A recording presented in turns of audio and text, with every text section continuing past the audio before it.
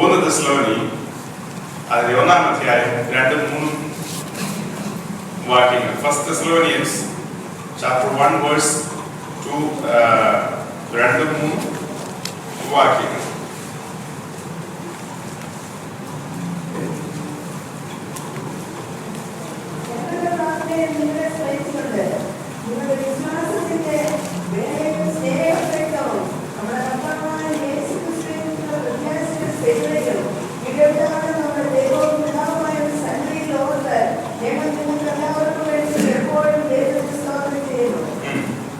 നാലാം വാക്യോടെ കണ്ടിന്യൂ ചെയ്തു.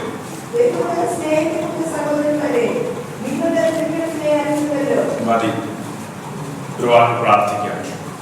പ്രിയ പിതാവേ, അങ്ങയാൽ സ്നേഹിക്കപ്പെട്ട നിങ്ങളുടെ മക്കളായി നിങ്ങൾ ഒരുമിച്ച് ഇന്ന് പകൽ ഇവിടെ ആയിരിക്കും. ദൈവസ്നേഹത്തിന്റെ മാധുര്യം ഞങ്ങൾക്ക് അറിയണം. നിങ്ങളുടെ വചനത്തിലൂടെ ഞങ്ങളോട് സംസാരിക്കണം. അവിടുത്തെ കൃപ ഞങ്ങളുടെ നടുവിൽ വ്യാപരിക്കണം. കർത്താവേ, നിന്റെ വചനം കേൾക്കുമ്പോൾ ഹൃദയപൂർവ്വം അത് ഏറ്റെടുക്കുവാനുള്ള വലിയ കൃപ ഞങ്ങളുടെ മേൽ പകരണമെന്ന് പ്രാർത്ഥിക്കുന്നു. ദൈവത്തിന്റെ ആത്മാവിന്റെ വലിയ പ്രവൃത്തിയുടെ വ്യാപരിക്കണം. ദൈവ കൃപ ഞങ്ങളുടെ മേൽ പകരണം. ആമേൻ. കർത്താവേ, അടിയനെയും ബലപ്പെടുത്തണമേ. ഈ ബിൽഡിംഗും പരിസരവും കുഞ്ഞാടിന്റെ രക്തത്തിന്റെ മറവിലായിരിക്കേണ്ടതിനെ കുറിച്ച് പ്രാർത്ഥിക്കുന്നു. സ്വർഗത്തിലെ ദൂതന്മാരുടെ വലിയ സാമീപ്യം അവരുടെ കാവലൂടെ ഉണ്ടാകേണ്ടതിനായി കൽപ്പിച്ചാകുന്നു. ഇതിനകത്തിരിക്കുന്ന ആരുടെയും ചിന്തയെയോ ഭാവനയെയോ ഏകാഗ്രതയോ നഷ്ടപ്പെടുത്തുവാൻ ഇടയാകാതെ വണ്ണം, സാത്താന്റെ തീയമ്പുകൾ പ്രവേശിക്കാതെ വണ്ണം യേശുവിന്റെ രക്തത്തിന്റെ മറവിൽ അവരെ ഇരുത്തി ദൈവസ്നേഹത്തിന്റെ ആളെ നിങ്ങൾക്ക് കാണുവാൻ ഇടയാക്കണമെന്ന് പ്രാർത്ഥിക്കുന്നു. തിരുമുമ്പാകെ താഴ്ത്തി ഏൽപ്പിക്കുന്നു. സ്വർഗീയ ബലത്തിനായി കാക്ഷിക്കുന്നു. യേശുവിൻ നാമത്തിൽ പിതാവേ. നമ്മൾ വായിച്ച വാക്യം ഒന്നുകൂടി ഒന്ന് വായിച്ചാണ്.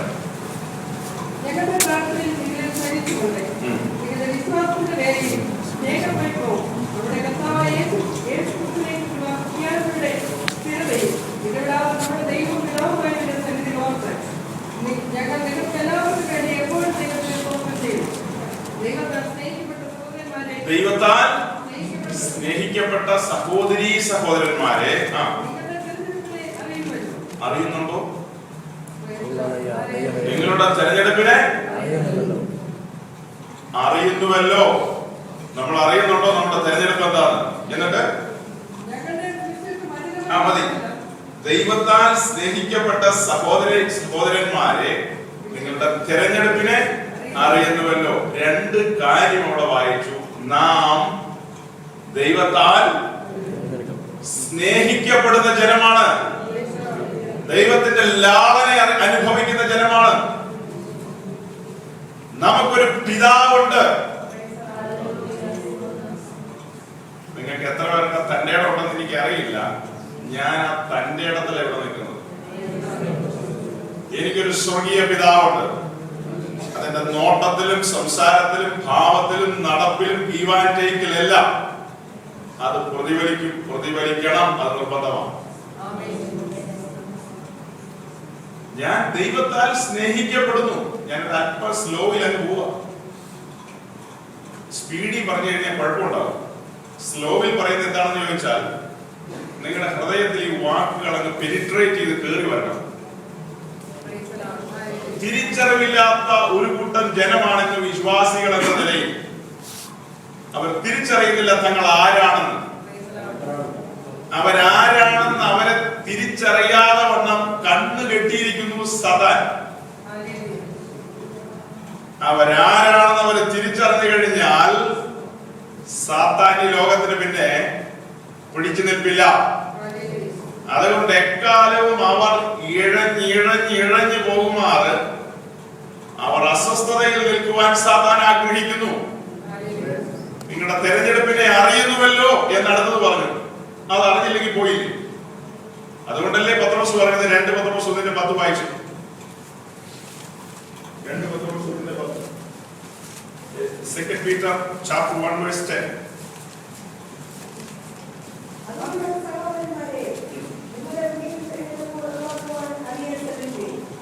അതുകൊണ്ട് സഹോദരീ സഹോദരന്മാരെ, നിങ്ങളുടെ വിളിയും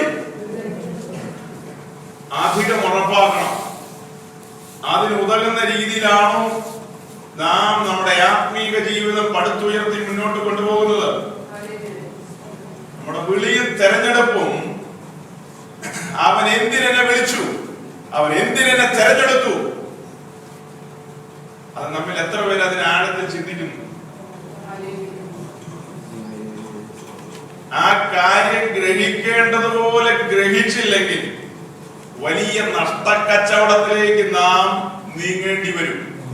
ഇന്നല്ല, ഇപ്പൊ നഷ്ടമൊന്നും നമുക്ക് ഫീൽ ചെയ്യില്ല. കാഹളം ധരിക്കുന്ന ഒരു ദിവസമുണ്ട്, അന്ന് വലിയ നഷ്ടം സംഭവിക്കും. കനത്ത നഷ്ടം, ആർക്കും പരിഹരിക്കാൻ കഴിയാത്ത നഷ്ടം. അന്ന് ആശ്വസിപ്പിക്കാൻ വർഷിപ്പ് ലീഡറും കാണില്ല, പാസ്റ്റേഴ്സും കാണില്ല, കൂട്ടുവിശ്വാസികൾ ആരും ചിലപ്പോ ആശ്വസിപ്പിച്ചാലും നമുക്ക് ആശ്വാസം കിട്ടണമെന്നില്ല.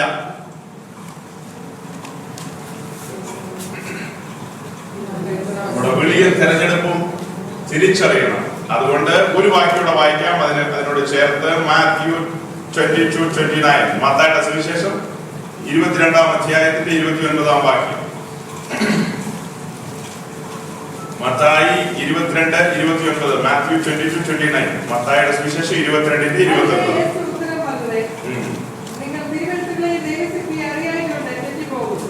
നിങ്ങൾ തിരുവെഴുത്തുകളെയും ദൈവത്തിന്റെ വചനത്തെയും ദൈവത്തിന്റെ ആത്മാവിന്റെ പ്രവർത്തനത്തെയും അറിയാതെ വരുന്നത് കൊണ്ട് എന്ത് ചെയ്യുന്നു?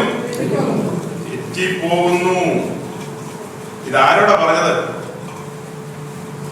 ആ പാരഗ്രാഫിലെല്ലാം ഉണ്ട്. യേശു ആ കാലഘട്ടത്തിലെ മതനേതാക്കന്മാരായ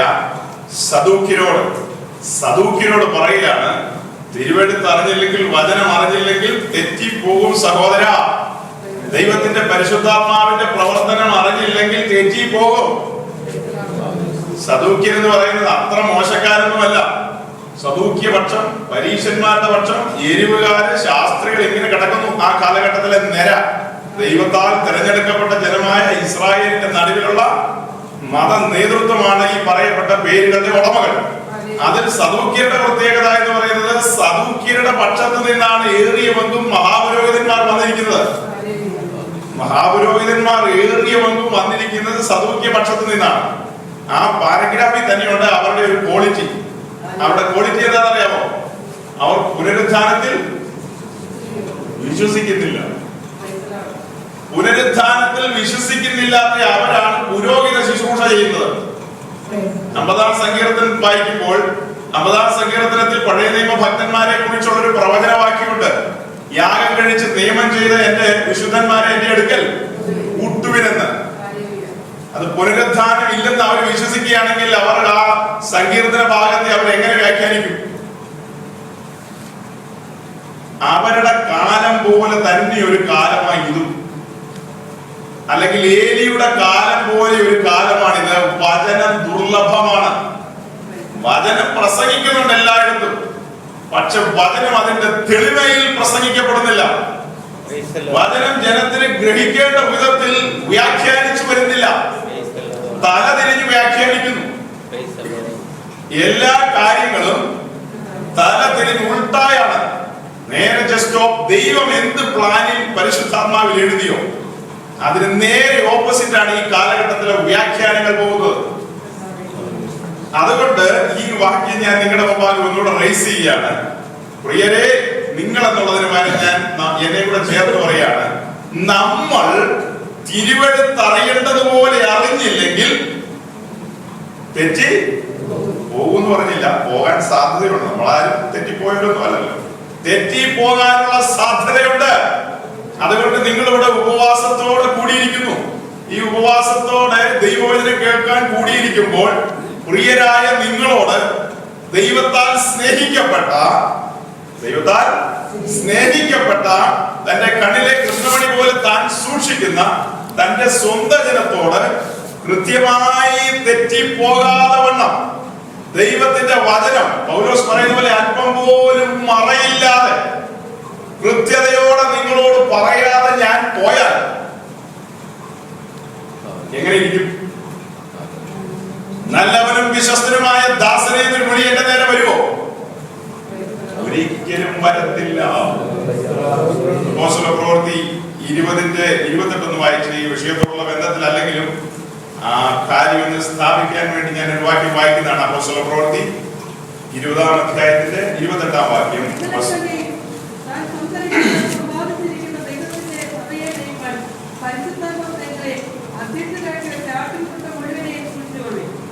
നിങ്ങളെ തന്നെയും താൻ എന്ന് പറഞ്ഞാൽ യേശു തന്റെ സ്വന്തം രക്തം ഈ ആട്ടിൻകൂട്ടത്തെ സമ്പാദിക്കാൻ താൻ എത്ര ഡ്രോപ്പ് ബ്ലഡ്, എത്ര തുള്ളി ചോര ഒഴുക്കി സഹോദരങ്ങളെ? എത്ര എത്ര എത്ര നിങ്ങൾക്ക് അതിന്റെ എണ്ണം പറയാൻ പറ്റുമോ? പറഞ്ഞാട്ടെ വേദോത്സവ ഭാഷയിൽ. അവസാന തുള്ളി രക്തം വരെ ഊറ്റി കൊടുത്ത് താൻ സമ്പാദിച്ച തന്റെ ആട്ടിൻകൂട്ടമാണ് എന്റെ മുമ്പിൽ ഇപ്പൊ ഇരിക്കുന്നത്. പിടികിട്ടുന്നുണ്ടോ? യേശു ക്രിസ്തു കാൽവറി ക്രൂശിൽ തന്റെ അവസാന തുള്ളി രക്തം വരെ ഊറ്റി താൻ തനിക്കായി സമ്പാദിച്ചിരിക്കുന്ന, അങ്ങനെ പറഞ്ഞു കഴിഞ്ഞാൽ മനസ്സിലാവണമെങ്കിൽ ഒരു വാക്യം വായിക്കണം. എഫേസ്യ ലേഖനം 5:26-27. എഫേഷ്യൻസ് 5:26-27. ആ രണ്ട് വാക്യം കൂടി ഒന്ന് വായിച്ച് അതിനകത്ത് ഒരു പർട്ടിക്കുലർ വാക്കുണ്ട് അതെടുക്കാൻ. എഫേസ്യ ലേഖനം 5:26-27. അവനോടെ വചനത്തോടു കൂടിയ ജലസ്നാനത്താൽ വെളിപ്പാക്കി വിശുദ്ധീകരിക്കേണ്ടതിന് കര, ചുളുക്കം മുതലായതൊന്നുമില്ലാത്ത സഭയെ ശുദ്ധവും നിഷ്കളങ്കവുമായി തനിക്ക് തന്നെ തേജസ്സോടെ മുൻനിർത്തേണ്ടതിന് തന്നെത്താൻ അവർക്ക് വേണ്ടി ഏൽപ്പിച്ചു. അല്പം മുമ്പ് വായിച്ച തന്റെ രക്തം, അവസാന തുള്ളി രക്തം വരെ ഊറ്റി താൻ സമ്പാദിച്ച തന്റെ ആട്ടിൻകൂട്ടം, അവളെ, തന്റെ കാന്തയായ സഭയെ തനിക്ക് വേണ്ടി അല്ല 27-ന്റെ അവസാനത്തെ ലൈൻസിലുണ്ടല്ലോ, ശുദ്ധവും നിഷ്കളങ്കവുമായി തനിക്ക് തന്നെ ഇതാ വാക്ക്, തനിക്ക് തന്നെ തേജസ്സോടെ, തനിക്ക് വേണ്ടി മാത്രം, വേറെ ആർക്കും ഷെയർ ഇല്ല കേട്ടോ. യേശു സോഷ്യലിസ്റ്റ് അല്ല. വേറെ ആർക്കും തന്റെ കാന്തയെ വിട്ടുകൊടുക്കത്തില്ല. അവളെ സ്നേഹിച്ചു, അവളെ തെരഞ്ഞെടുത്തു.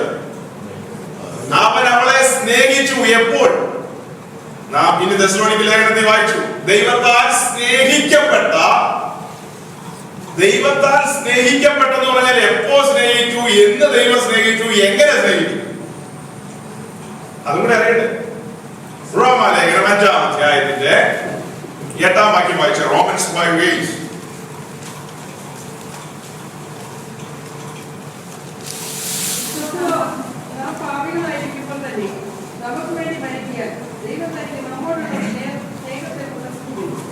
ക്രിസ്തുവോ നാം അഭക്തരായിരിക്കുമ്പോൾ തന്നെ, നാം ലംഘനക്കാരായിരിക്കുമ്പോൾ തന്നെ, നാം ദോഷികളായിരിക്കുമ്പോൾ തന്നെ, നാം ശത്രുക്കളായിരിക്കുമ്പോൾ തന്നെ, നാം പാപികളായിരിക്കുമ്പോൾ തന്നെ അവൻ നമ്മെ എന്ത് ചെയ്തു?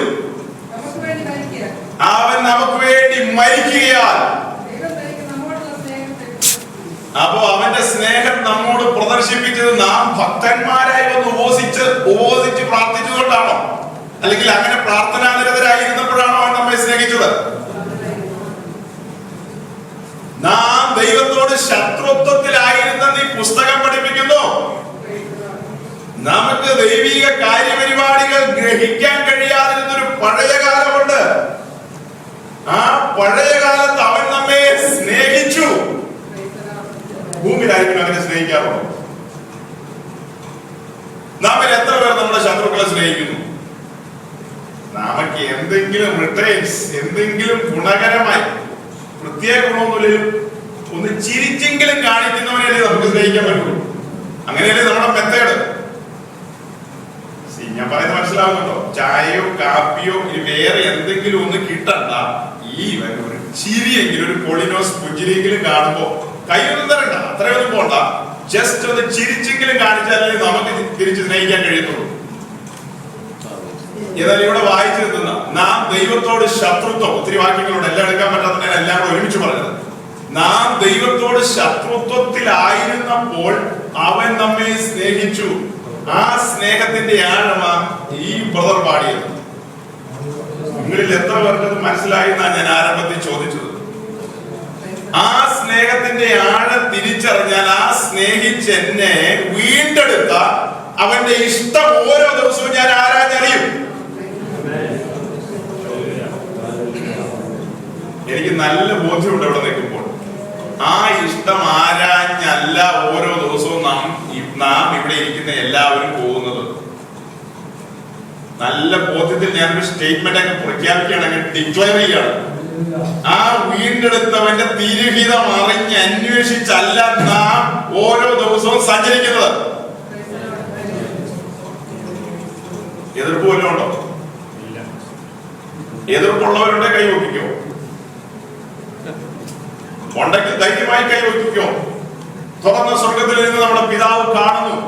എന്റെ ഹിതം മാത്രം ദിനം ദിനം അന്വേഷിച്ച് അതിൻ പ്രകാരം മാത്യു 6:10 മത്തായി 6:19 വായിച്ചു.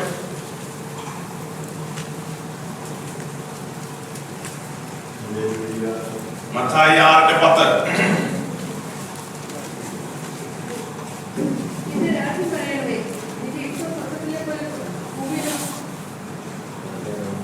വായിച്ചോ? അങ്ങനെ ഇത് എന്നാ ഇതിനു മുമ്പ് വായിച്ചു? ഈ വാക്യത്തിന് മുമ്പ് എന്നാ വായിച്ചത്? യാക്കോബ് പള്ളിയിൽ വെച്ച് വായിച്ചു ഓർക്കുന്നില്ലേ? മർത്തോമ പള്ളിയിൽ വെച്ച് വായിച്ചു ഓർക്കുന്നില്ലേ? കത്തോലിക്ക പള്ളിയിലാണ് പറയേണ്ട ഒരു 10, ഇതൊരു 10, മറ്റതൊരു 20, അങ്ങനെ എണ്ണം തികച്ച് നമ്മൾ എത്ര വട്ടം പറഞ്ഞതായത്? അന്ന് വല്ല ബോധ്യം ഉണ്ടായിരുന്നോ? നിന്റെ രാജ്യം വരേണമേ, നിന്റെ ഇഷ്ടം സ്വർഗത്തിലെ പോലെ. അപ്പൊ നാം ഈ ഉപവാസത്തോടെ ഇവിടെ കൂടിയിരിക്കുന്നതിന്റെ പിന്നിൽ പല അജണ്ടകളുണ്ട്. എനിക്കറിയാമതൊക്കെ. പല പല പല പല പല അജണ്ടകളുണ്ട്. ഞാൻ പ്രസംഗിക്കാൻ പോകുന്ന ഒരു അജണ്ടയായിട്ട് പല അജണ്ടയിൽ നിങ്ങൾ കേൾക്കാനിരിക്കുന്നു. ആ അജണ്ടയെല്ലാം പൂരിപ്പിക്കാൻ പ്ലീസ് വയ്യ. ഒറ്റ അജണ്ടയെ ഞാൻ പൂരിപ്പിക്കത്തുള്ളൂ. അത് ഇന്ന് നാളെയായിട്ട് പൂരിപ്പിക്കും. ഇടയിൽ നിങ്ങൾക്ക് തോന്നുവാണ് ഈ പൂരിപ്പിക്കൽ ഇവിടെ കൊണ്ട് നിർത്തിക്കോ എന്നാണെങ്കിൽ യെസ്, ഓക്കെ. അതെങ്ങനെയാ പൂരിപ്പിക്കുന്നത് വെച്ചാൽ, സ്വർഗത്തിൽ എന്റെ പിതാവ് എന്നെ ശുശ്രൂഷയ്ക്ക് ആക്കിയ ഈ ശുശ്രൂഷയ്ക്ക് വേണ്ടി, പുതിയ നിയമ ശുശ്രൂഷയ്ക്ക് വേണ്ടി അഭിഷേക തൈലം തലയിൽ ഒഴിച്ചവന്റെ ഇഷ്ടം മാത്രം, അവന്റെ ഹിതം മാത്രം നിങ്ങളെ അറിയിക്കും. എന്റെ വീട്ടിൽ എന്റെ ഫാദർ ഇരിപ്പുണ്ട്, വൈഫ് ഇരിപ്പുണ്ട്, ബന്ധുക്കളൊക്കെ അവിടെ ഇവിടെയുണ്ട്, സ്നേഹിതരുണ്ട്. അവരുടെ ആരുടെ ഇഷ്ടം പറയുന്നില്ല. അവരുടെ യുദ്ധത്തിനൊന്നും ഇവിടെ പ്രസക്തിയില്ല. അവരാരും നിങ്ങൾക്ക് വേണ്ടി ഒരു സിംഗിൾ ഡ്രോപ്പ് ബ്ലഡ് ഊറ്റിയിട്ടില്ല. ആയതിനാൽ നിങ്ങൾക്ക് വേണ്ടി പ്രാണൻ കൊടുത്തവൻ, ജീവൻ കൊടുത്തവൻ, അവന്റെ ഇഷ്ടമാണ് പറയുന്നത്. സ്വർഗത്തിലെ പോലെ തന്നെ അത് ഭൂമിയിലും ആകേണമേ. സ്വർഗത്തിൽ ദൈവത്തിന്റെ ഇഷ്ടമല്ലാതെ വേറെ ആരുടെയും ഇഷ്ടം നടക്കുമോ? സ്വർഗത്തില് ഗബ്രിയേലുണ്ട്, മീഖായേലുണ്ട്, അങ്ങനെ വളരെ പ്രിയരായ പലരുണ്ട്, സ്രാഫികളുണ്ട്, കെരൂബ്സ് ഉണ്ട്, അങ്ങനെ ഒത്തിരി ഒത്തിരി ആളുകൾ അവിടെയുണ്ട്.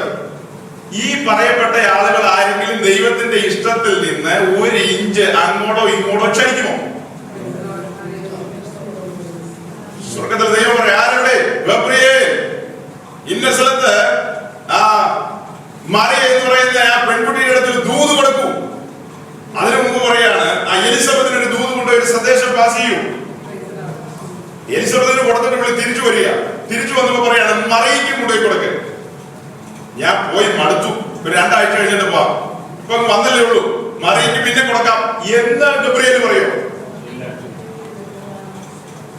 ശ്രാവികൾ 2 കൊണ്ട് മുഖം മൂടി, 2 കൊണ്ട് പാദം മൂടി, 2 കൊണ്ട് പറന്ന് നിന്ന് ഇങ്ങനെ ദൈവമേ നീ പരിശുദ്ധൻ പരിശുദ്ധൻ എന്ന് ഇങ്ങനെ പറഞ്ഞുകൊണ്ടിരിക്കുന്നു.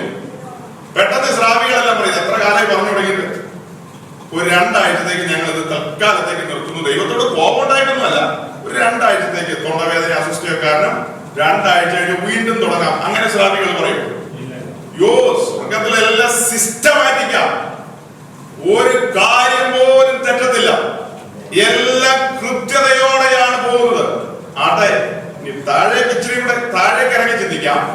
ദൈവത്തിന്റെ സൃഷ്ടിയായ സൂര്യൻ, ചന്ദ്രൻ, ഭൂമി ഇത്യാദി കാര്യങ്ങളെല്ലാം ഇവിടെയുണ്ട്. ഈ സൂര്യൻ നാം പറയുമാറ് ഉദിക്കുന്നു, അസ്തമിക്കുന്നു, ഇങ്ങനെ കറങ്ങിക്കൊണ്ടിരിക്കുന്നു.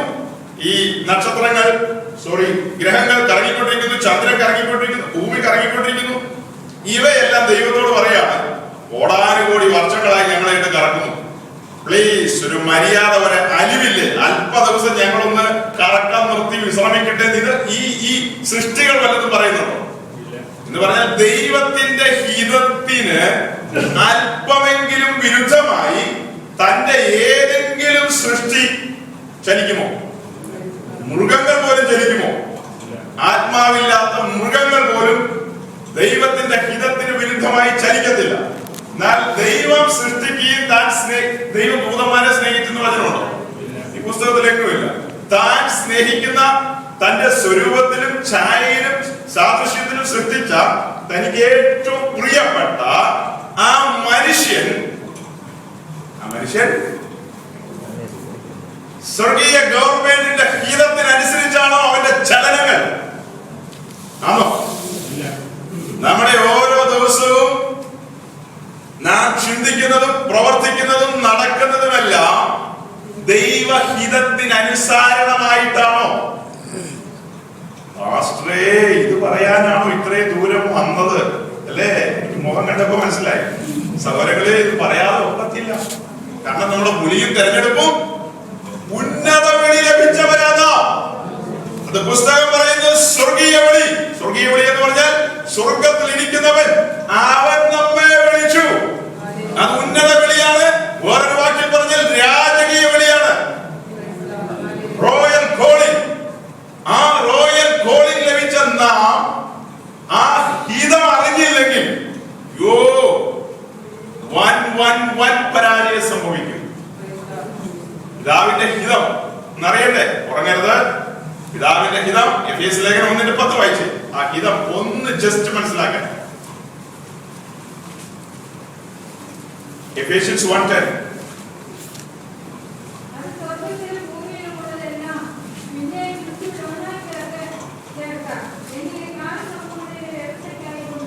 എന്താ ദൈവത്തിന്റെ ഹിതത്തിന്റെ മർമ്മം?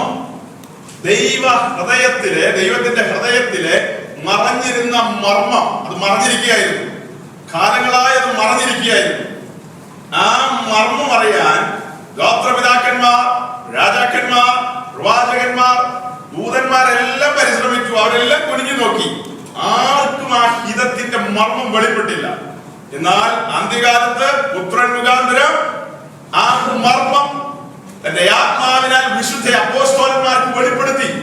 ആ മർമ്മം ഒന്നുകൂടെ വായിക്കും.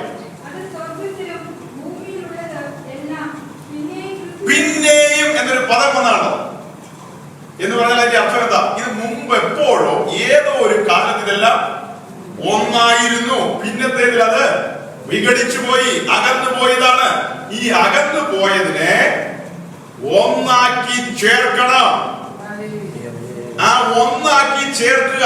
ഏതെനിൽ വെയിലാറിയ സമയത്ത് പിതാവായ ദൈവം തന്റെ മകനായ സൃഷ്ടിയായ പ്രിയപ്പെട്ടവനായ ആദമിനെയും ഹവ്വയെയും തേടി വെയിലാറിയ സമയത്ത് കടന്നു വന്നു. അതെന്തിനാ വന്നതെന്ന് അറിയാമോ? അതെന്തിനായിരിക്കും സഹോദരങ്ങളെ വന്നത്? ആരാധിക്കാനാണ്. പിന്നെ കൂട്ടായ്മയ്ക്ക്, ഫെലോഷിപ്പിന്, ദൈവത്തോടൊപ്പം ചേർന്നിരുന്ന് ദൈവിക സ്നേഹം നുകരാൻ. ദൈവത്തിന് ആദമിനോട് ക്ലോസ് ആയിട്ട് ചേർന്നിരിക്കണം. എല്ലാം തന്റെ ശബ്ദത്തിൽ സൃഷ്ടിച്ചെങ്കിലും ആദമിനെ സൃഷ്ടിച്ചപ്പോൾ ശബ്ദത്തിലല്ല സൃഷ്ടിച്ചത്. തന്റെ കൈ കൊണ്ട് തന്നെ മണ്ണെടുത്ത് ആ മണ്ണ് രൂപമാക്കി തന്റെ ജീവശ്വാസം അവന്റെ മേൽ ഊതി അവനെ മനുഷ്യനാക്കി മാറ്റി. ആ മനുഷ്യനോട് എപ്പോഴും ചേർന്നിരുന്ന് കൂട്ടായ്മ ആചരിക്കുവാൻ ദൈവം ആഗ്രഹിക്കുന്നു. അതാണ് ആ സൃഷ്ടിയുടെ ഒരു രഹസ്യം. സാധാരണ നമ്മൾ സൺഡേ സ്കൂളിലൊക്കെ കുഞ്ഞുങ്ങളോട് ചോദിച്ചാൽ ദൈവം മനുഷ്യനെ സൃഷ്ടിച്ചത് എന്തിനാണെന്ന് ചോദിച്ചാൽ ആദ്യം അവർ പറയുന്ന ഉത്തരം എന്തായിരിക്കും?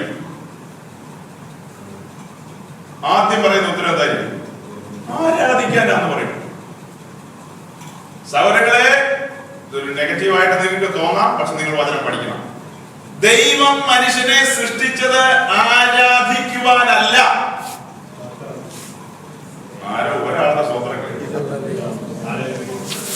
ദൈവവചനം ആഴത്തിൽ നാം പഠിക്കുകയും ഗ്രഹിക്കുകയും ചെയ്യുമ്പോൾ കാര്യം നമുക്ക് മനസ്സിലാകും. ദൈവം നമ്മെ സൃഷ്ടിച്ചത് തന്നോടുള്ള കൂട്ടായ്മയിൽ എപ്പോഴും ചേർന്നിരിക്കാനാണ്. ആ സ്നേഹം പരസ്പരം അനുഭവിപ്പാൻ. അപ്പോൾ ഈ കാര്യം പഠിച്ചു വരുമ്പോഴാണ്, ഞാനിപ്പോ പഠിപ്പിക്കാൻ പോകല്ല മൊത്തത്തിൽ, എന്നാൽ റഫായിട്ടൊരു കാര്യം വേഗം പറയുകയാണ്.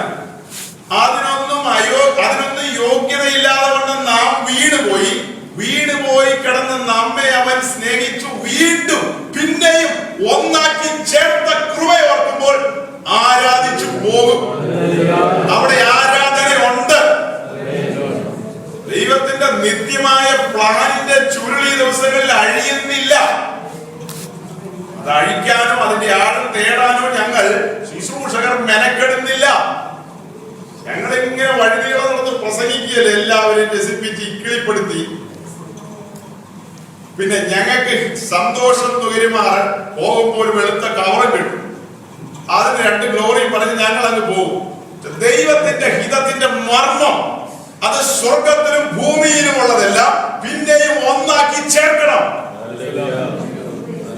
ആ ശുശ്രൂഷക്കെ ഞങ്ങളെ വിളിച്ചിരിക്കുന്നത്.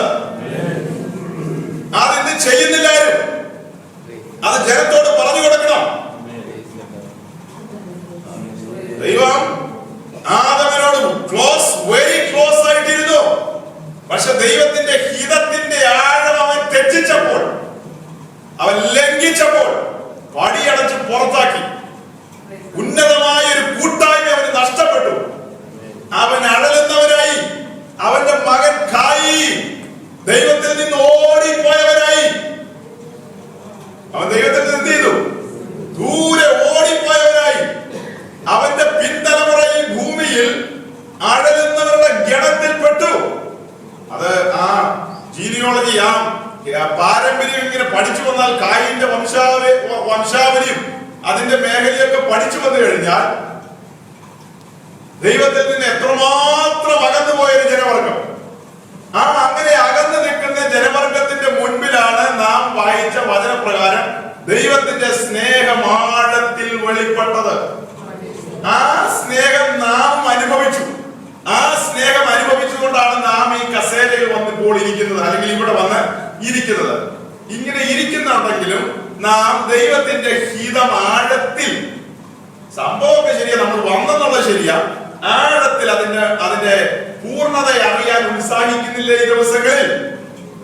നാം എവിടെയായിരുന്നു എന്നൊക്കെ ചിന്തിക്കുമ്പോൾ നമ്മെ വിടിവിച്ചു എന്നൊക്കെ പറഞ്ഞു, സ്നേഹിച്ചു, വിടിവിച്ചു, തെരഞ്ഞെടുത്തു. അത് എവിടെ നിന്നായിരുന്നു ഒന്നുകൂടി ഒന്ന് ബാക്കിലേക്ക് ഒന്ന് പോകാം.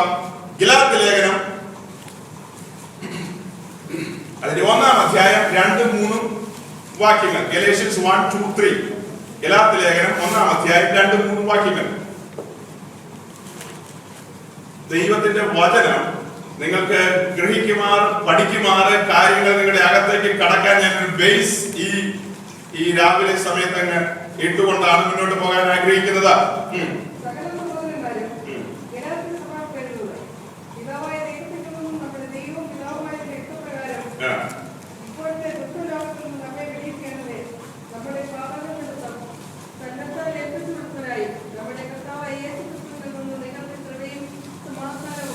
പിതാവായ ദൈവത്തിങ്കൽ നിന്നും നമ്മുടെ ദൈവവും പിതാവുമായവന്റെ ഇഷ്ടപ്രകാരം, ദൈവത്തിന്റെ ഹിതത്തെ കുറിച്ച് അല്പം മുമ്പ് പറഞ്ഞു.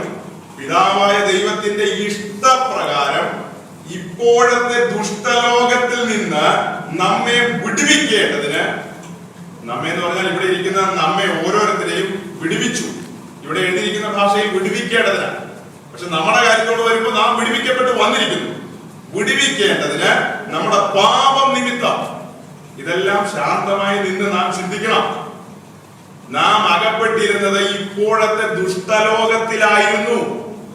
ഈ ദുഷ്ടലോകത്തിൽ നാം ആയിരിക്കാനുള്ള കാരണം എന്താണ്? അതെല്ലാം അതിനകത്തുണ്ട്. നമ്മുടെ പാപം നിമിത്തം നാം ആരായിരുന്നു? അപ്പോൾ പാപികളായിരുന്നു. പാപികളായിരുന്ന നാം ഇപ്പോഴത്തെ ദുഷ്ടലോകത്തിന് ഒരു അധിപതിയുണ്ട്. ആരായിരിക്കുന്നത്? 1 യോഹന്നാൻ 5:19. ഇത് കുറിക്കുന്നവരുണ്ട്, അവർക്ക് വേണ്ടിയാണ് ഞാൻ ചില റെഫറൻസുകൾ എല്ലാം പറയുന്നത്. എല്ലാവർക്കും അറിയാവുന്ന കാര്യമായി ഇപ്പോൾ വായിക്കുന്നത്.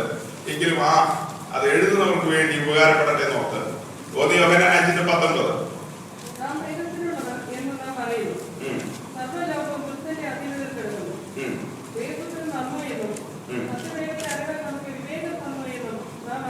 ഈ മുഴു ലോകവും ദുഷ്ടന്റെ അധീനതയിൽ കിടക്കുന്നു.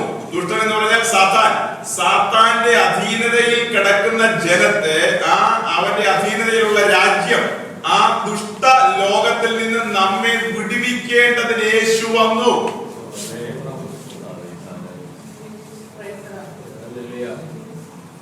ബാംഗ്ലൂരിൽ നിന്ന് ഞാൻ വന്നത് നിങ്ങളെ ആരെയും വിടുവിക്കാനല്ല. ശ്രദ്ധിക്കണം, നിങ്ങളെ ആരെയും ഇതിനകത്തിരിക്കുന്ന ഏറിയ പങ്കും രക്ഷിക്കപ്പെട്ട് സ്നാനപ്പെട്ട് ദൈവകൃപയിലുള്ള ദൈവമക്കളെന്ന് ഞാൻ അനുമാനിക്കുന്നു. ഇനി അല്ലാത്തവരാരെങ്കിലും ഉണ്ടെങ്കിൽ അവർ പിന്നാലെ ഞാൻ പറഞ്ഞു വരുമ്പോൾ കാര്യം മനസ്സിലാകും. നിങ്ങൾക്ക് ആർക്കും ഒരു വിടുതൽ തരുവാൻ ഞാൻ വന്നിട്ടില്ല. കാരണം ഈ വേദപുസ്തകം പഠിക്കുമ്പോൾ ഒരു വാക്യോടെ വായിച്ച എബ്രായ ലേഖനം 2-ാം അധ്യായത്തിന്റെ 15-ാം വാക്യം, ഹീബ്രു 2:15, എബ്രായ ലേഖനം 2:15. അതും ഈ ഗലാത്യ ലേഖനം കൊണ്ട് നിങ്ങൾ കൂടി ചിന്തിക്കണം.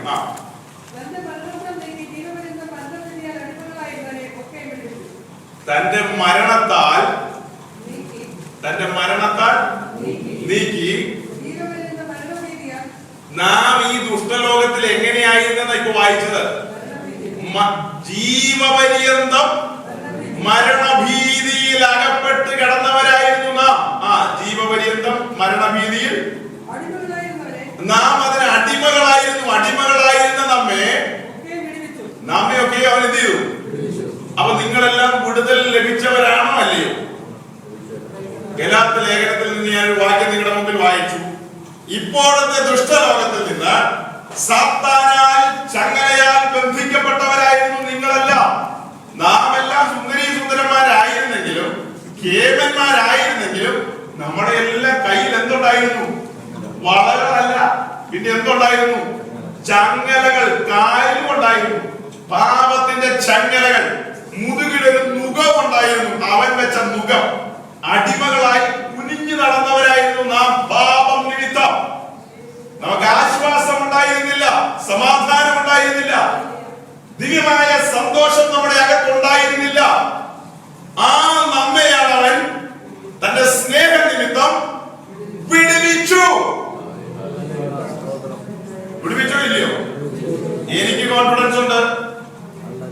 നിങ്ങളുടെ കാര്യത്തിൽ കോൺഫിഡൻസിൽ തന്നെ നിങ്ങൾക്ക് പറയാം, എന്നെ അവൻ വിടുവിച്ചു. അവൻ വിടുവിക്കാൻ വേണ്ടി അവന് കൊടുക്കേണ്ടി വന്ന പ്രൈസ്, അവന്റെ അവസാനത്തുള്ളി രക്തം. അങ്ങനെ അവൻ തന്നെ മരണത്തിന് അവനെ ഏൽപ്പിച്ചു എന്നെ വിടുവിക്കാൻ. അത് കഴിഞ്ഞിട്ടോ യോഹന്നാന്റെ സുവിശേഷം 10-ാം അധ്യായത്തിന്റെ 27-28 വാക്യം, ജോൺ 10:26-27. യോഹന്നാന്റെ സുവിശേഷം 10-ാം അധ്യായം 27-28 വാക്യം. 10:26 മുതൽ വായിച്ചു.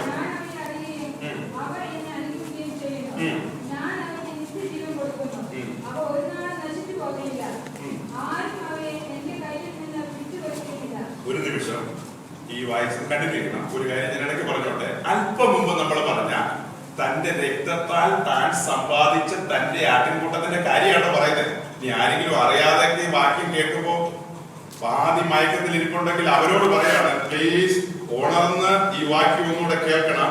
യേശു തന്റെ സ്വന്തം രക്തത്താൽ സമ്പാദിച്ച ആട്ടിൻകൂട്ടം എവിടെയാണെന്ന് സ്ഥാപിക്കുകയാണ്.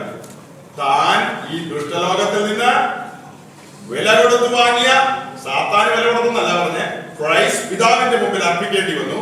അങ്ങനെ വില കൊടുത്തു വാങ്ങിയ ഈ ആട്ടിൻകൂട്ടം വായിച്ചാണ്. അതിന് മുമ്പത്തെ ലൈനിലൂടെ വായിച്ചു. എന്റെ ആടുകൾ എന്റെ കയ്യിലിരിക്കുന്നു.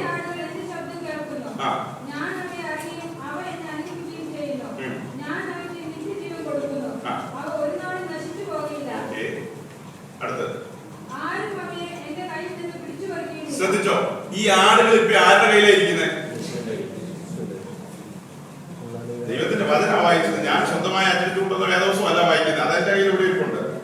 ഇതിന് ഞാൻ വായിച്ച നിങ്ങൾ പറയും വേറെ എന്തോ കൂട്ടി പറഞ്ഞതാണല്ലോ, ഇനി പറയാൻ ഇടവേണ്ടല്ലോ. നിങ്ങൾ തന്നെ നിങ്ങളുടെ വചനത്തിൽ കയ്യിലുള്ള ബൈബിളിൽ നിന്നാണ് വായിച്ചത്.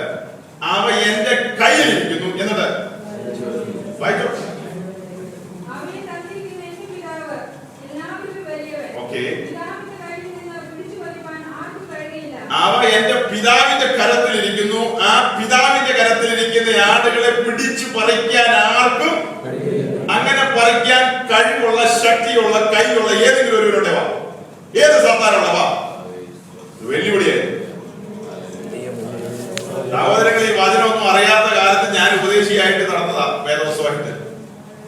അന്ന് ഉപദേശി പണിക്കൊക്കെ ഇറങ്ങി വന്നെങ്കിൽ ഇതൊന്നും ഗൗരവമായി അറിയില്ല.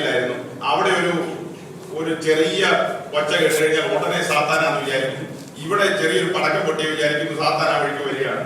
അങ്ങനെ മരണഭീതിയിൽ നിന്ന് അവൻ എന്നെ വിടുവിച്ചെങ്കിലും പിന്നെയും ഭീതിയിലായിരുന്നു.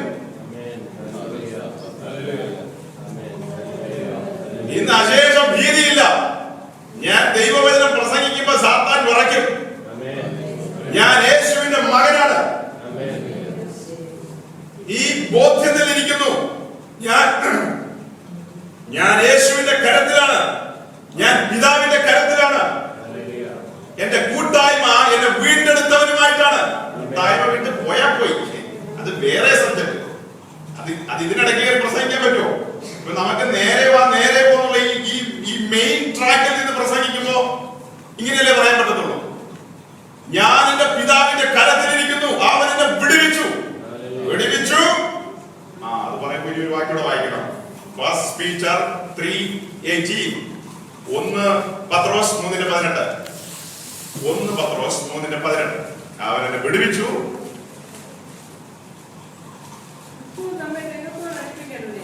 യേശു ക്രിസ്തു നമ്മെ പിതാവായ ദൈവത്തോട് അടുപ്പിക്കേണ്ടതിന്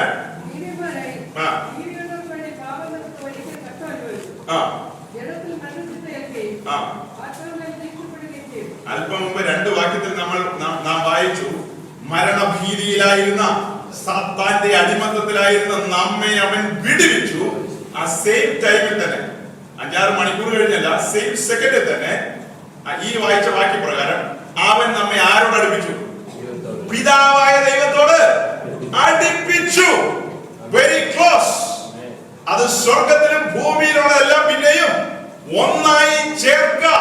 പിതാവായ ദൈവത്തോട് നാം ശത്രുത്വത്തിലായിരുന്നു, നാം വിദൂരതയിലായിരുന്നു, ദൂരസ്ഥരായിരുന്നു, ദൈവിക കാര്യപരിപാടിയുമായി നമുക്ക് ബന്ധമില്ലായിരുന്നു. ആ നമ്മെ അവൻ അടുപ്പിച്ചു, വിടുവിച്ചു, അടുപ്പിച്ചു. ഇപ്പോൾ നാം ആരുടെ കയ്യിലാ? ഇനി നിങ്ങൾക്ക് ഒരു വിടുതൽ വേണം. വിടുതൽ വേണ്ടവർ കരമുയർത്തുകയാണ്. എന്ത് വിടുതലാ വേണ്ടത്? യേശുവിന്റെ കരത്തിൽ നിന്ന് വിടുവിച്ച് സാത്താന്റെ കൈ കൊടുക്കണം. ഇനി എന്ത് വിടുതൽ വേണം? അവരെ ബ്ലോക്കാക്കി ചെക്ക് പറയാനോ? ഈ പുസ്തകം ശരിക്കും പഠിച്ചാലുണ്ടല്ലോ ഇന്നത്തെ നമ്മുടെ സമൂഹത്തിന്റെ പോക്ക്. ആ പോകുന്ന വഴിയുടെ പേരാണ്, അത് ചെന്നെത്തുന്ന സ്ഥലത്തിന്റെ പേര് വിശുദ്ധ നരകം.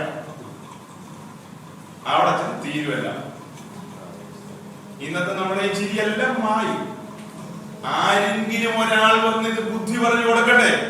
പക്ഷെ ഇതൊക്കെ പറയുമ്പോൾ ആളുകൾക്ക് ഇതൊക്കെ പ്രസംഗിച്ചാൽ പിന്നെ പ്ലാറ്റ് പോകും, അത് പേടിക്ക് പോകും.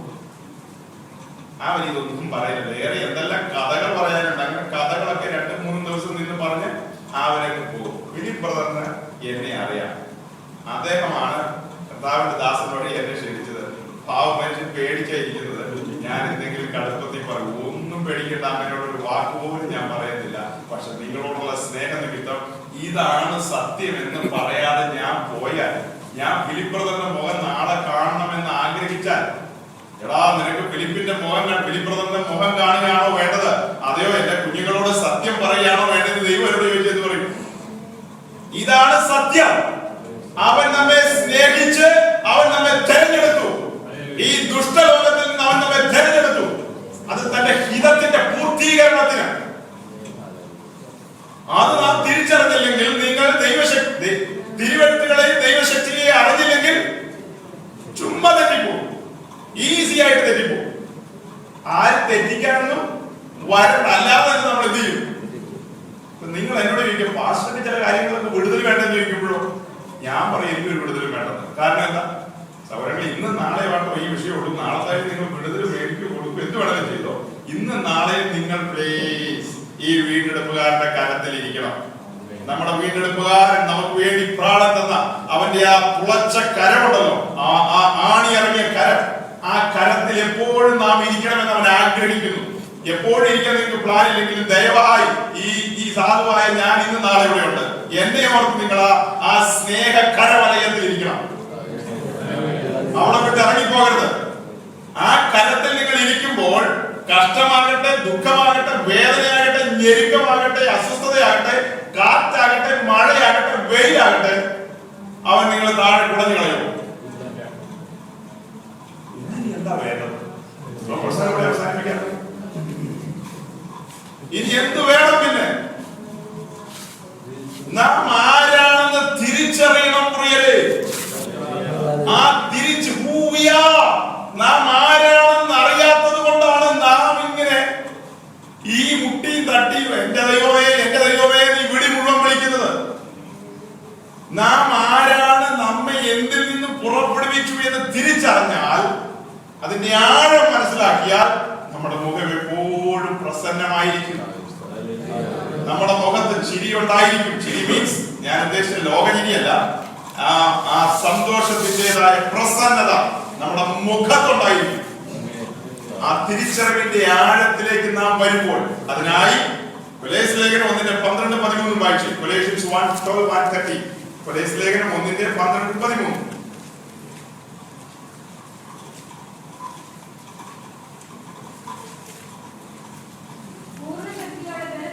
വിശുദ്ധന്മാർക്ക് വെളിച്ചത്തിലുള്ള അവകാശത്തിന് എന്ന് പറഞ്ഞ് വായിച്ചു തുടങ്ങുക.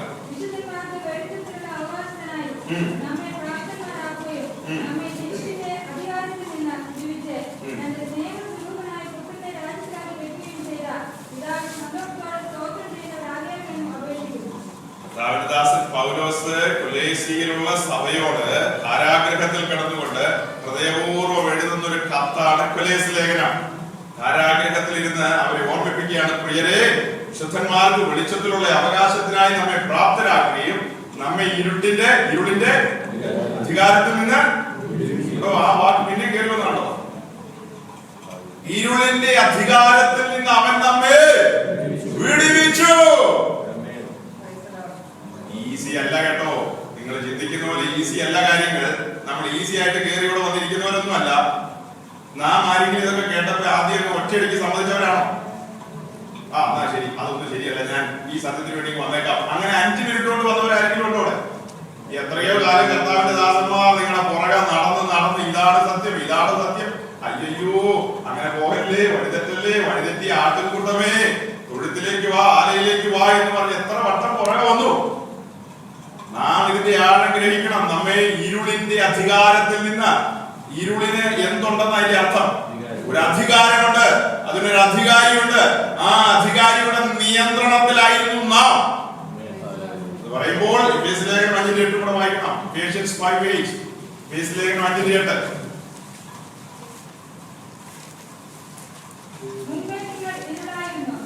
മതി.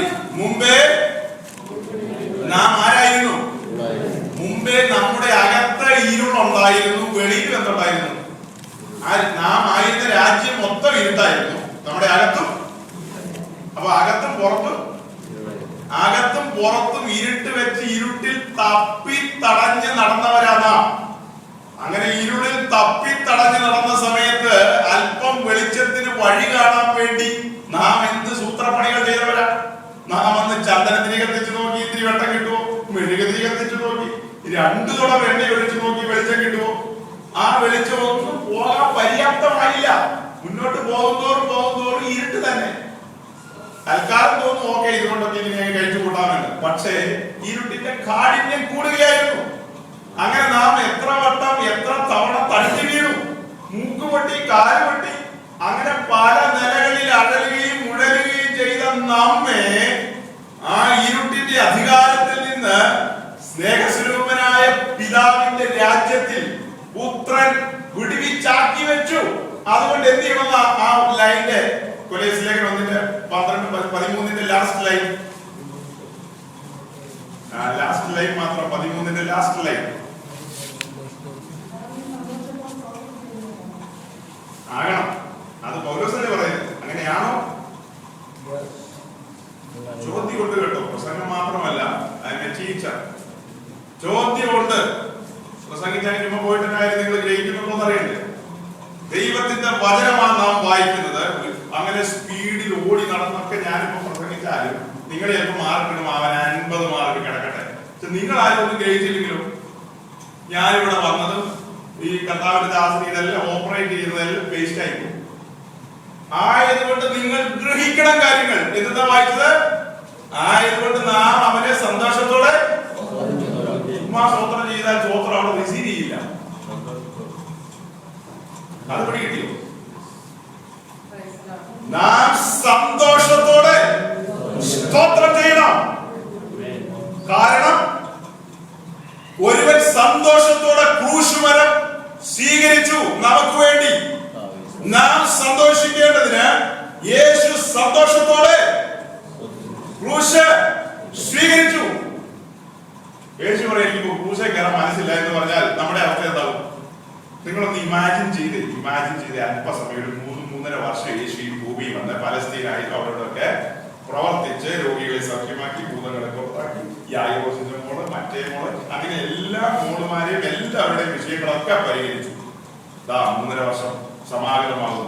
3.5 വർഷമായി ഇവരെ എല്ലാം ഉയർപ്പിച്ച ലാസറും യായിറോസിന്റെ മോളും നമ്മുടെ രക്തസ്രാവക്കാരി സ്ത്രീയും അവരും പത്രോസിന്റെ അമ്മാവിയമ്മ വരെ കൂട്ടി ഇവരെല്ലാം വിളിച്ചുകൊണ്ട് മറുരൂപ മലയിലേക്ക് പോയി. എന്നിട്ട് അല്പസമയം കുശലൊക്കെ പറഞ്ഞിട്ട് യേശു പറയാണ്, പ്ലീസ് ഇതെല്ലാം ഞാൻ നിങ്ങൾക്ക് വേണ്ടിയ വിടുതലെല്ലാം തന്നല്ലോ, ടാറ്റാ ബൈ ബൈ, ഞാനങ്ങ് പോവാ. അങ്ങനെ പറയുകയായിരുന്നെങ്കിൽ നാം ഇന്ന് ഈ കസേരയിൽ ഇരിക്കുമോ? ഇരിക്കുന്നു? ഇരിക്കുന്നുണ്ടല്ലോ.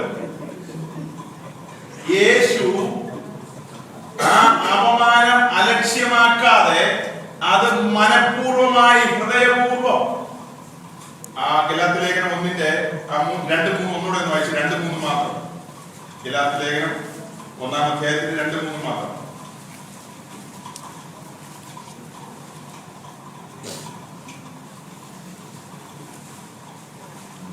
ഞാൻ തന്നെ വായിക്കാം. പിതാവായ ദൈവത്തിൽ നിന്നും നമ്മുടെ ദൈവവും പിതാവുമായവന്റെ ഇഷ്ടപ്രകാരം നമ്മെ ഈ ദുഷ്ടലോകത്തിൽ നിന്ന് വിടുവിക്കേണ്ടത് പിതാവായ ദൈവത്തിന്റെ ഇഷ്ടമായിരുന്നു. പിതാവായ ദൈവത്തിന്റെ ഇഷ്ടം ചെയ്യാൻ യേശു ഈ ഭൂമിയിലേക്ക് വന്നു. ആ ഇഷ്ടത്തിന്റെ പൂർത്തീകരണം മാത്രമേ തനിക്ക് ലക്ഷ്യമുള്ളൂ. ആ കാര്യം ഒന്നുകൂടെ ഉറപ്പിക്കാവുന്ന ഒരു വാക്യമാണ് യോഹന്നാൻ 4:34. ജോൺ 4:34. യോഹന്നാൻ 4:34. ഈ 2-3 കാര്യങ്ങളും വാക്യങ്ങളൊക്കെ വായിച്ചിട്ട് വീണ്ടും ആ കൊലേസ് ലേഖനത്തിൽ വന്ന് നാം സന്തോഷത്തോടെ സ്തോത്രം ചെയ്യണോ ഇല്ലയോ നിങ്ങൾ തന്നെ തീരുമാനിക്കണം. ഞാൻ പറയുന്നില്ല, നിങ്ങൾ തന്നെ സ്വയം തീരുമാനിച്ചാൽ മതി വാക്യങ്ങൾ വായിച്ചു കഴിയുമ്പോൾ.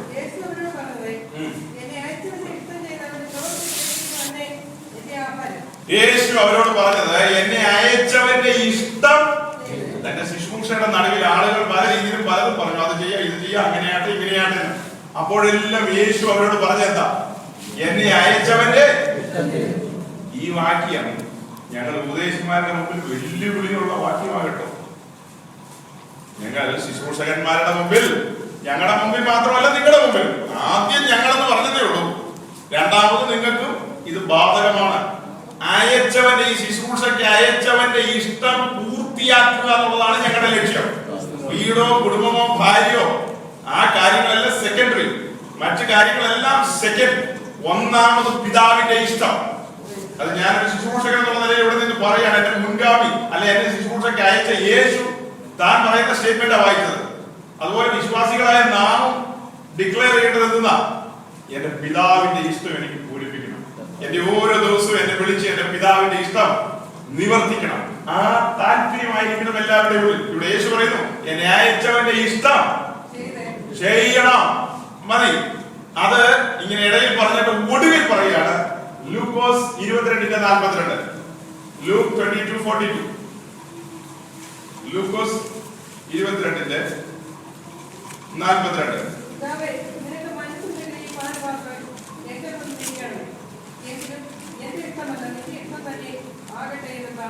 യേശു പ്രാർത്ഥിച്ച അവസാനത്തെ ആ പ്രാർത്ഥന, ഗതസമനയിലെ പ്രാർത്ഥന ഒന്നുകൂടി ശ്രദ്ധിച്ച പ്രിയരെ, ഒന്നുകൂടി ഒന്ന് വായിച്ചു കേൾപ്പിച്ചു.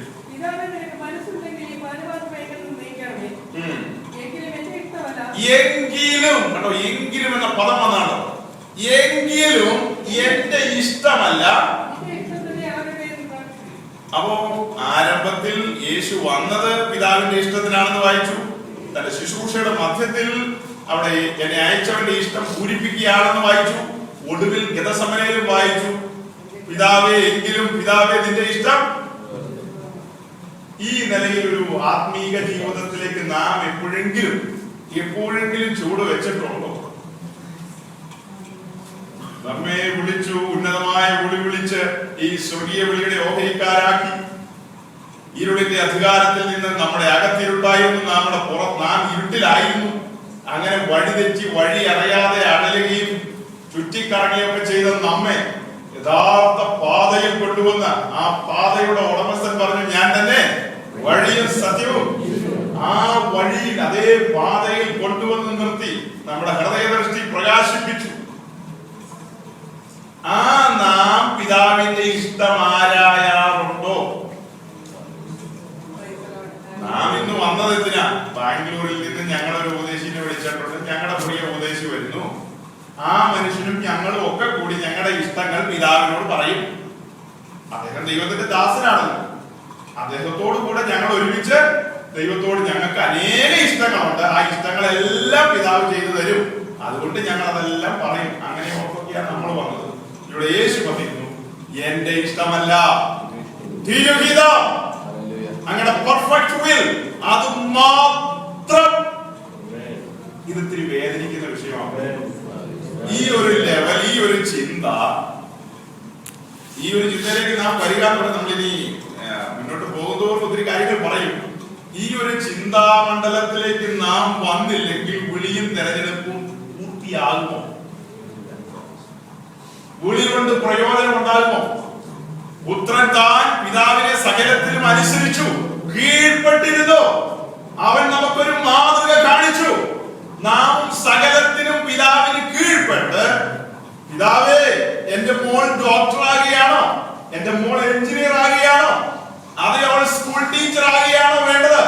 അങ്ങനെ നിങ്ങൾ ആരെങ്കിലും അന്വേഷിക്കാറുണ്ടോ? ഞാൻ ക്വസ്റ്റ്യൻ ചെയ്യല്ല, താഴ്മയോടെ ചോദിക്കുകയാണ്.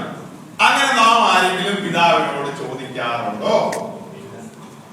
ഇല്ലെന്നുള്ളതാണ് പരമമായ സത്യം. നമ്മുടെ ഇഷ്ടത്തിന്റെ പൂർത്തീകരണത്തിന് നാം മുകളിലേക്ക് റിപ്പോർട്ട് അയക്കും. കർത്താവെ, അടിയിൽ ഒരു ഒപ്പിട്ടായിരിക്കും. അവരുടെ എനിക്കൊരു കുഞ്ഞിയുള്ളൂ, ആ ഒരു മോനെയുള്ളൂ.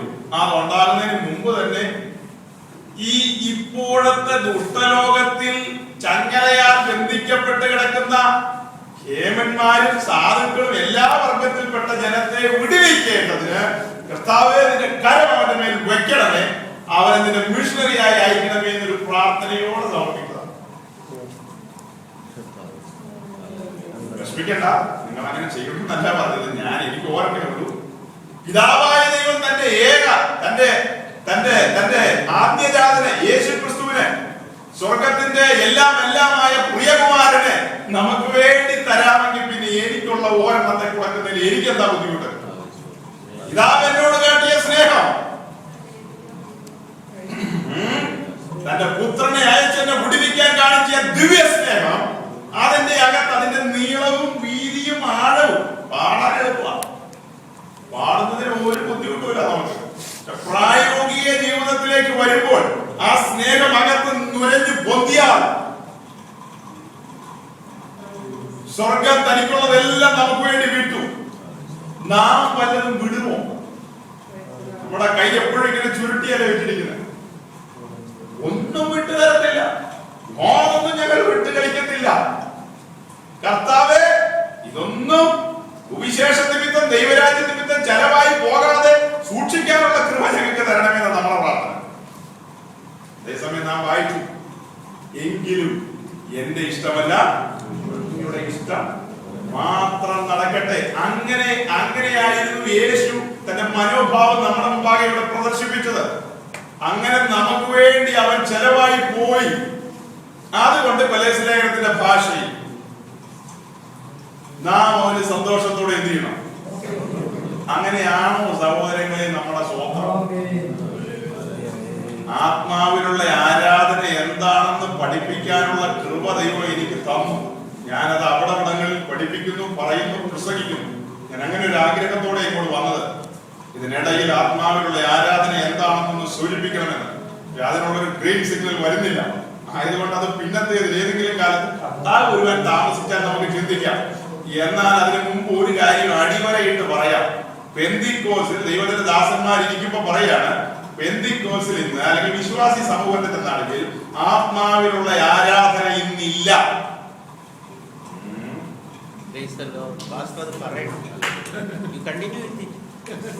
ആത്മാവിനുള്ള ആരാധന നമ്മുടെ നടുവിൽ ഇല്ല.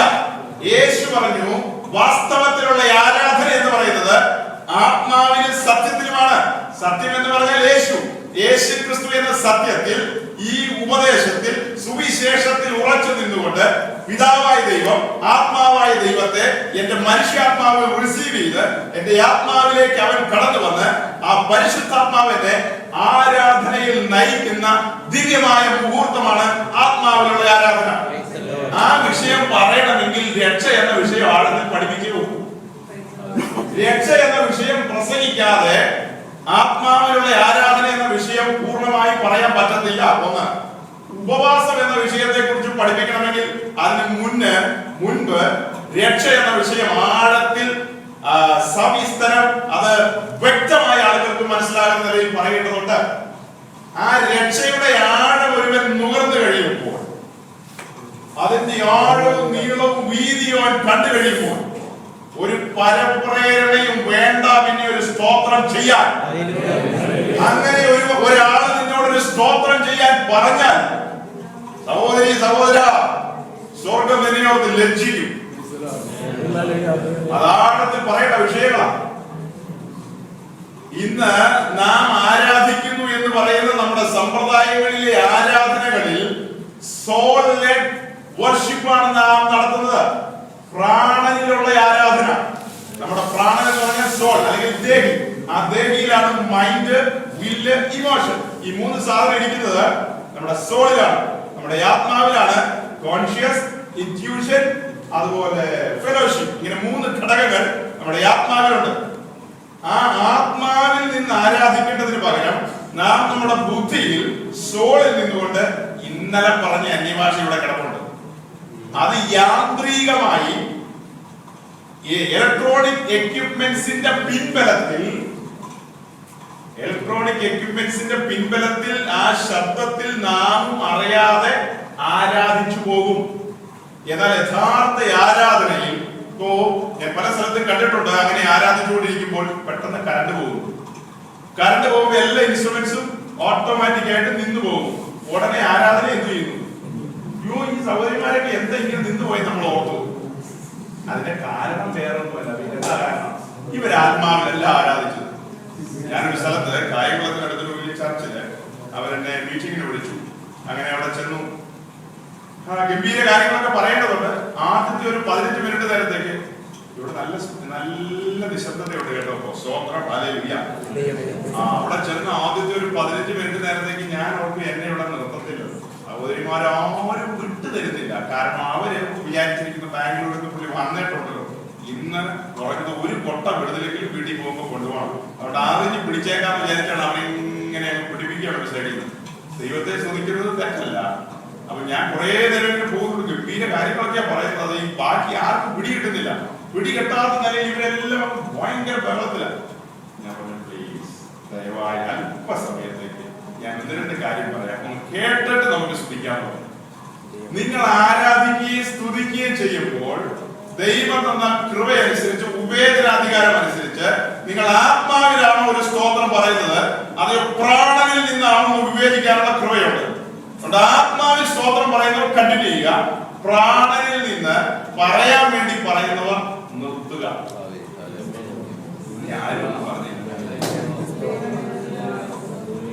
സഹോദരങ്ങളെ, ദൈവത്തിന്റെ ജീവിപ്പിക്കുന്ന വചനം, ഈ നിത്യമായ വചനം നമ്മുടെ അകത്ത് വന്ന് നമ്മുടെ മനസ്സാക്ഷിയെ തൊടുമ്പോൾ അത് സത്യമച്ചകളെ എല്ലാം തുളച്ച് പ്രാണനെയും കടന്ന് ആത്മാവിലുള്ള ഘടകമായ കോൺഷ്യസ് മനസാക്ഷി അവിടെ വന്ന് സ്പർശിക്കുമ്പോൾ നമ്മുടെ ആകാം പ്രകാശപൂരിതമാകും.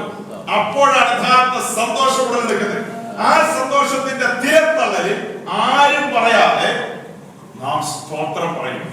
അതിനൊരു ഭയങ്കര സൗന്ദര്യമുണ്ട് ആ സ്തോത്രത്തിന്. അതിനകത്തൊരു ആരോമയുണ്ട്.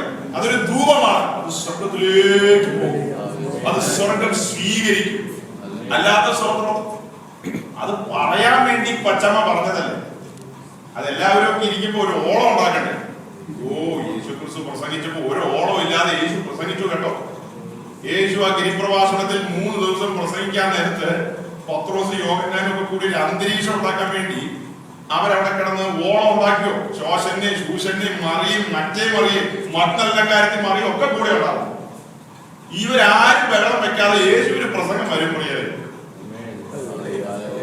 യേശുവിന് ആരും ബഹളം വെച്ചില്ലെങ്കിലും പ്രസംഗം വരും. പ്രസംഗം വരണമെങ്കിൽ ഒരു മർമ്മമുണ്ട് ഇതിനകത്ത്.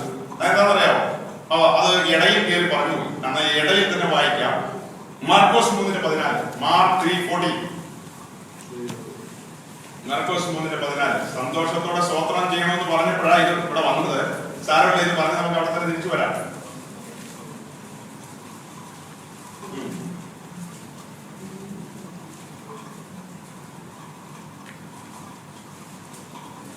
മാർക്കോസ് 3:14, മാർക്ക് 3:40. പന്തിരുവരെ തെരഞ്ഞെടുത്ത കാര്യമാ. ശിഷ്യന്മാരെ തെരഞ്ഞെടുത്ത് എന്തിനാണെന്നാ വായിക്കാൻ പോകുന്നത്. അവൻ തന്നോട് കൂടെ ഇരിപ്പാനും പ്രസംഗിക്കേണ്ടതിന് അയപ്പാനും ഭൂതങ്ങളെ പുറത്താക്കേണ്ടതിനും ഭൂതങ്ങളെ പുറത്താക്കേണ്ടതിന് അധികാരം ഉണ്ടാകേണ്ടതിനും. അപ്പൊ 12 പേരെ നിയമിച്ചെന്തിനാന്ന് മനസ്സിലായോ? ഒന്നാമത്തെ പടി എന്താ വായിച്ചത്? തന്നോട് കൂടെ ഇരുന്നാൽ എന്തു വരും? കൂടെ ഇരിക്കാതെ പ്രസംഗം വരുമോ? അങ്ങനത്തെ ഒരു കുറുക്കോഴി പുസ്തകം പഠിപ്പിക്കുന്നില്ല. തന്നോട് കൂടെ ഇരിക്കണം. തന്നോട് കൂടെ മാറോട് പറ്റിച്ചേർന്നിരിക്കുമ്പോഴാണ് ദിവ്യമായ മർമ്മങ്ങൾ വെളിപ്പെടുന്നത്, സ്വർഗീയ രഹസ്യങ്ങൾ വെളിപ്പെടുന്നത്. അത് എല്ലാവർക്കും വെളിപ്പെടാത്ത എന്താണെന്ന് ചോദിച്ചാൽ, യോഹന്നാൻ മാറോട് പറ്റിയിരുന്നു. യൂത വേറെ കാര്യങ്ങളിലായിരുന്നു അവൻ ഉത്സാഹം. അതുകൊണ്ട് അവൻ ദിവ്യ രഹസ്യങ്ങൾ വെളിപ്പെട്ട് കിട്ടിയില്ല. കൂടെ ഇരിക്കണം. കൂടെ ഇരുന്നാൽ എന്ത് വരും? അത് ഓട്ടോമാറ്റിക് സിസ്റ്റം. ആരും പ്രസംഗം ഒന്നും പഠിപ്പിക്കണം. അതിനൊരു ഹിസ്റ്ററി ഉണ്ട് ഈ പുസ്തകത്തിൽ. ഈ വാക്യത്തിന് വേറൊരു ഹിസ്റ്ററി ഉണ്ട്. ആക്ട്സ് 14:3, അപ്പോസ്തല പ്രവൃത്തി 14-ാം അധ്യായത്തിന്റെ 3-ാം വാക്യം.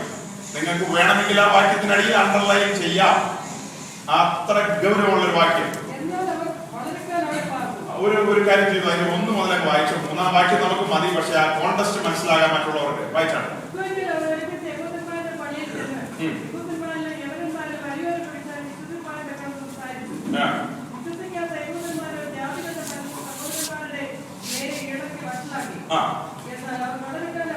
ഇതാണ് നമ്മൾ വായിക്കാൻ പോകുന്ന വാക്യം. 3-ാം വാക്യം. പൗലോസും ബർന്നബാസും തങ്ങളുടെ മിഷൻ യാത്രയിൽ, 1-ാം മിഷണറി യാത്രയിൽ ആ ദേശത്ത് വന്ന കാര്യം പറയാൻ പോവാ കേട്ടോ.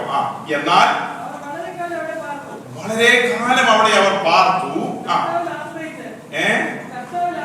അവരാരിൽ ആശ്രയിച്ചു? കുമ്പനാടം, പിന്നെ മുളപ്പുഴയോ. എവിടെ ആശ്രയിച്ചു? അമേരിക്കയിൽ ആശ്രയിച്ചു. നിങ്ങൾ എന്താ പറയുന്നത്? എവിടെ ആശ്രയിച്ചത്? കർത്താവിൽ ആശ്രയിച്ചു. എന്നിട്ട് ഇങ്ങനെ അപ്പൊ പ്രാഗൽഭ്യത്തോടെ വചനം പ്രസംഗം വെളിപ്പെട്ടു വരണമെങ്കിൽ എവിടെ ആശ്രയമായിരിക്കണം?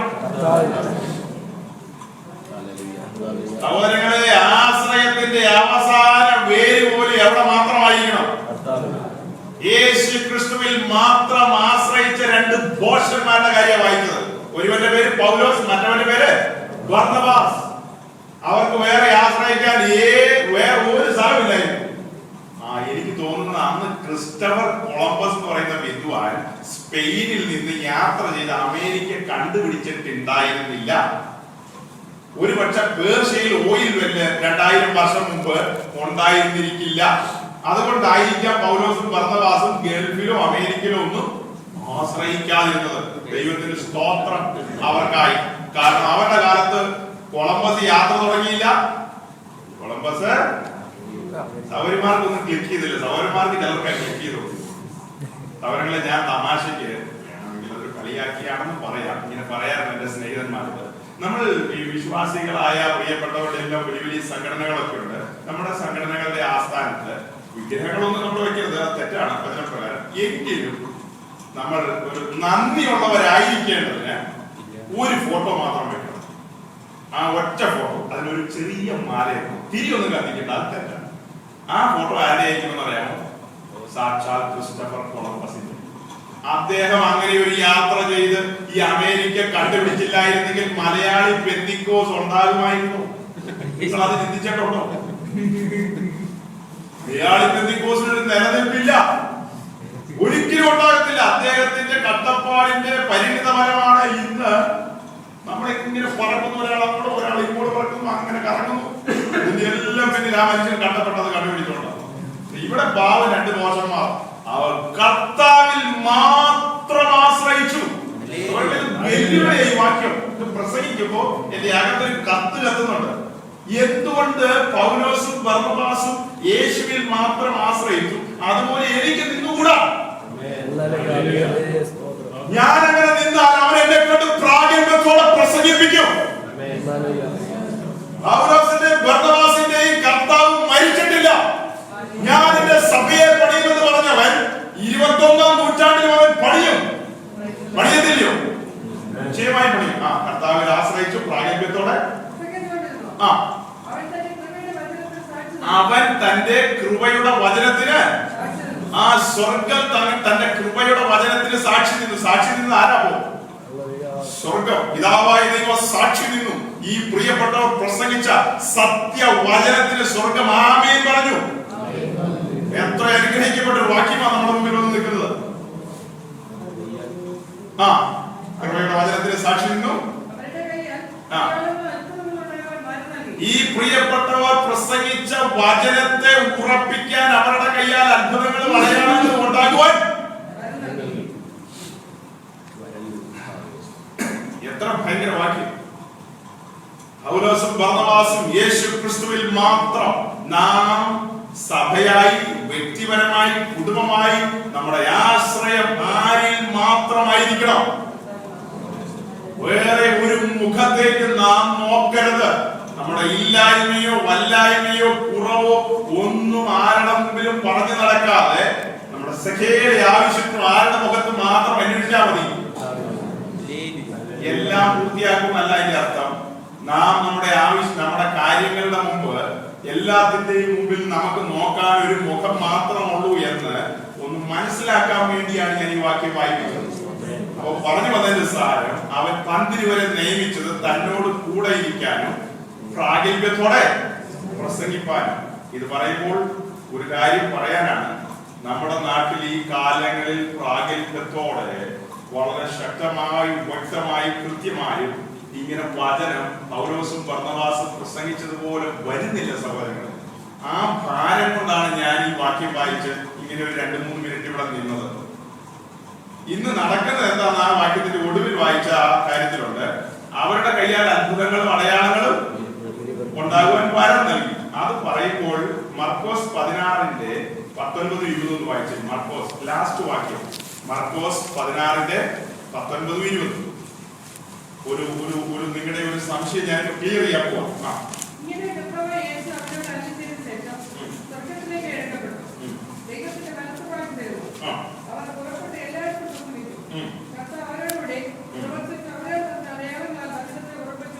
ഈ പത്രോസും പൗലോസും യോഹന്നാനും അപ്പോസ്തലന്മാരും അവരാൽ നടന്ന അത്ഭുതങ്ങളും അടയാളങ്ങളാലും എന്തിനു ഉറപ്പിച്ചു? ഇവിടെയാണ് നമുക്ക് തെറ്റുപറ്റിയത്. നാം വിചാരിക്കുന്ന അത്ഭുതങ്ങളും അടയാളങ്ങളും ചെയ്ത് വരുന്നവരെ ഉറപ്പിക്കാത്ത, അത് നടപ്പില്ല. അങ്ങനെ ഒരു പ്രോഗ്രാം ദൈവത്തിന്റെ വചനത്തിലില്ല. അതാണത്തിൽ പഠിച്ചു വരുമ്പോൾ നമുക്ക് പിടികിട്ടും. അത്ഭുതങ്ങളും അടയാളങ്ങളും വീര്യപ്രവർത്തികളും കർത്താവ് ചെയ്തത് എന്തിനാ? വചനത്തെ ഉറപ്പിക്കാൻ മാത്രം. അത് പറയുമ്പോൾ അതിന് കൂടെ ഒരു കാര്യം പറയാം. ഈ കാര്യങ്ങളൊക്കെ ചെയ്യാൻ ദൈവസഭയിൽ കൃപാവരങ്ങൾ വെച്ചിട്ടുണ്ട്. ആ കൃപാവര പ്രാപ്തർ, ചിലർക്ക് രോഗശാന്തിയുടെ വരം, ചിലർക്ക് പ്രവചനത്തിന്റെ വരം. ഇങ്ങനെ ഈ കൊടുക്കപ്പെട്ട വരങ്ങളിലൂടെ ഈ വചനം പ്രസംഗിക്കുമ്പോൾ ആ വചനത്തെ ഉറപ്പിക്കുമാറ് അത്ഭുതങ്ങളും അടയാളങ്ങളും വീര്യപ്രവർത്തികളും. അതങ്ങ് പോയി പറഞ്ഞാൽ, ഏറ്റവും അവസാനം പറഞ്ഞാൽ മരിച്ചവരെ വരെ ഉയർപ്പിക്കുന്ന വരങ്ങളൊക്കെ ചിലപ്പോൾ സംഭവിക്കാം. ഇതെല്ലാം എന്തിനു വേണ്ടിയിട്ടാണ്? വചനത്തെ. പക്ഷെ ഇപ്പൊ ഉറപ്പിക്കുന്നത് എന്താ? ഈ മരിച്ചവരെ ഉയർപ്പിക്കുകയും രോഗികളെ സൗഖ്യമാക്കുകയും ചെയ്യുന്നവർ ഉറപ്പിക്കുന്ന അവരുടെ പേരാ, അവരവരുടെ ഇമേജാ ബിൽഡ് ചെയ്യുന്നത്. പുസ്തകം പഠിക്കുമ്പോൾ കൃപാവരങ്ങൾ ദാനമായി ലഭിച്ചതാണ്, ദാനമായി കൊടുക്കണം. ദാനമായി ലഭിച്ചത് ദാനമായി. പക്ഷെ നമ്മൾ കൃപാവരത്തിന്റെ പേരിൽ ഒരു പ്രവചനം എടുത്ത് പ്രവചിച്ച് അവൻ ആദ്യം 500 ചുരുട്ടി കൊടുക്കും. ഒരാള് രോഗശാന്തിയുടെ പേര് പറഞ്ഞു രോഗിക്ക് വേണ്ടി പ്രാർത്ഥിച്ചാൽ ഉടനെ 1000 കൊടുക്കും.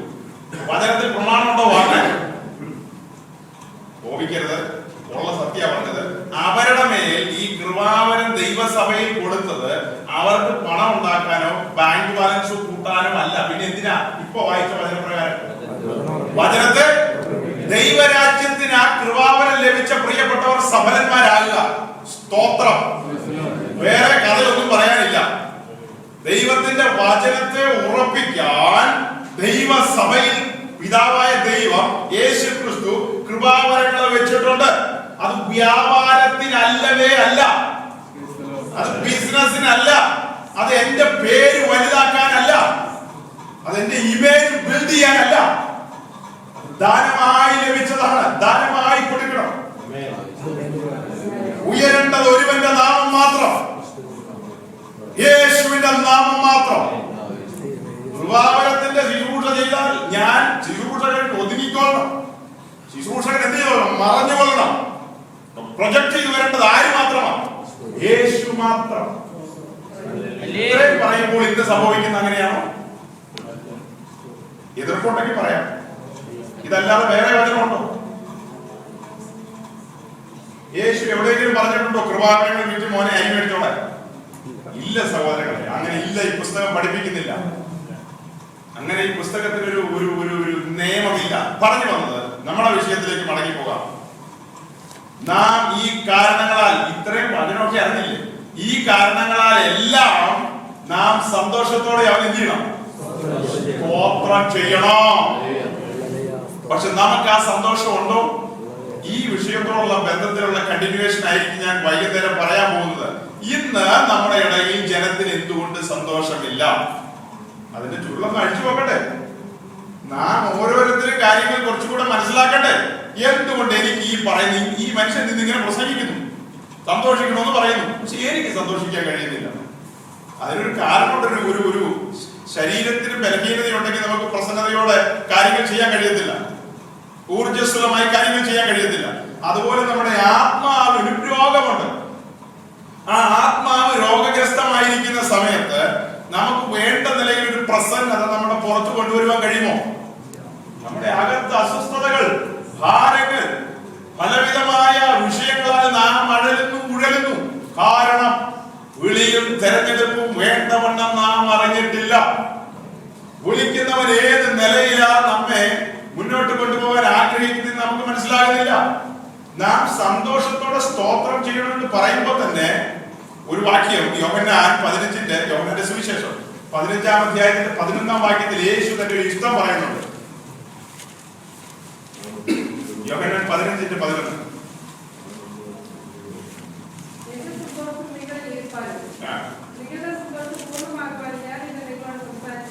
അപ്പൊ നാം രക്ഷിക്കപ്പെടുമ്പോ നമ്മുടെ ഉള്ളിൽ എന്ത് വന്നു? സന്തോഷം വന്നു. ആ വന്ന സന്തോഷം എന്ന് പറയുന്നത് പരിമിതമാണ്. ആ സന്തോഷം പിന്നെ എന്ത് ചെയ്യണം? പൂർണ്ണമാകണം. ആ സന്തോഷത്തിന്റെ വർധനവിലേക്ക് നാം വരണം. അങ്ങനെ ആ സന്തോഷത്തിന്റെ വർധനവിലേക്ക് നാം വരുന്തോറും ഓട്ടോമാറ്റിക്കായി നമ്മുടെ ഉള്ളിൽ നിന്ന് എന്തും പൊന്തി വരും.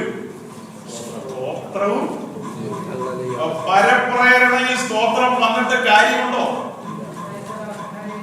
ചിന്തിക്കണം കേട്ടോ. ഇത് ചിന്തിക്കാൻ വേണ്ടി പറഞ്ഞു കൊടുക്കുകയെന്ന് പോയി ചിന്തിച്ചിട്ടൊക്കെ വൈകിട്ട് വരുമ്പോഴത്തേക്ക് നമ്മൾ കുറച്ചും കൂടി കാര്യങ്ങളിലേക്ക് ഗൗരവമായി കടന്നു പോകണം. ഒരു ഔട്ട്ലൈൻ അങ്ങ് ഇടുക. റോമലേഖനം 13 റോമൻസ് 14:17 14:17 കൂടെ വായിച്ചു. ഇതറിയാവുന്ന വാക്യമാണ്, ചേർത്ത് വായിക്കാനാ. റോമലേഖനം 14:17.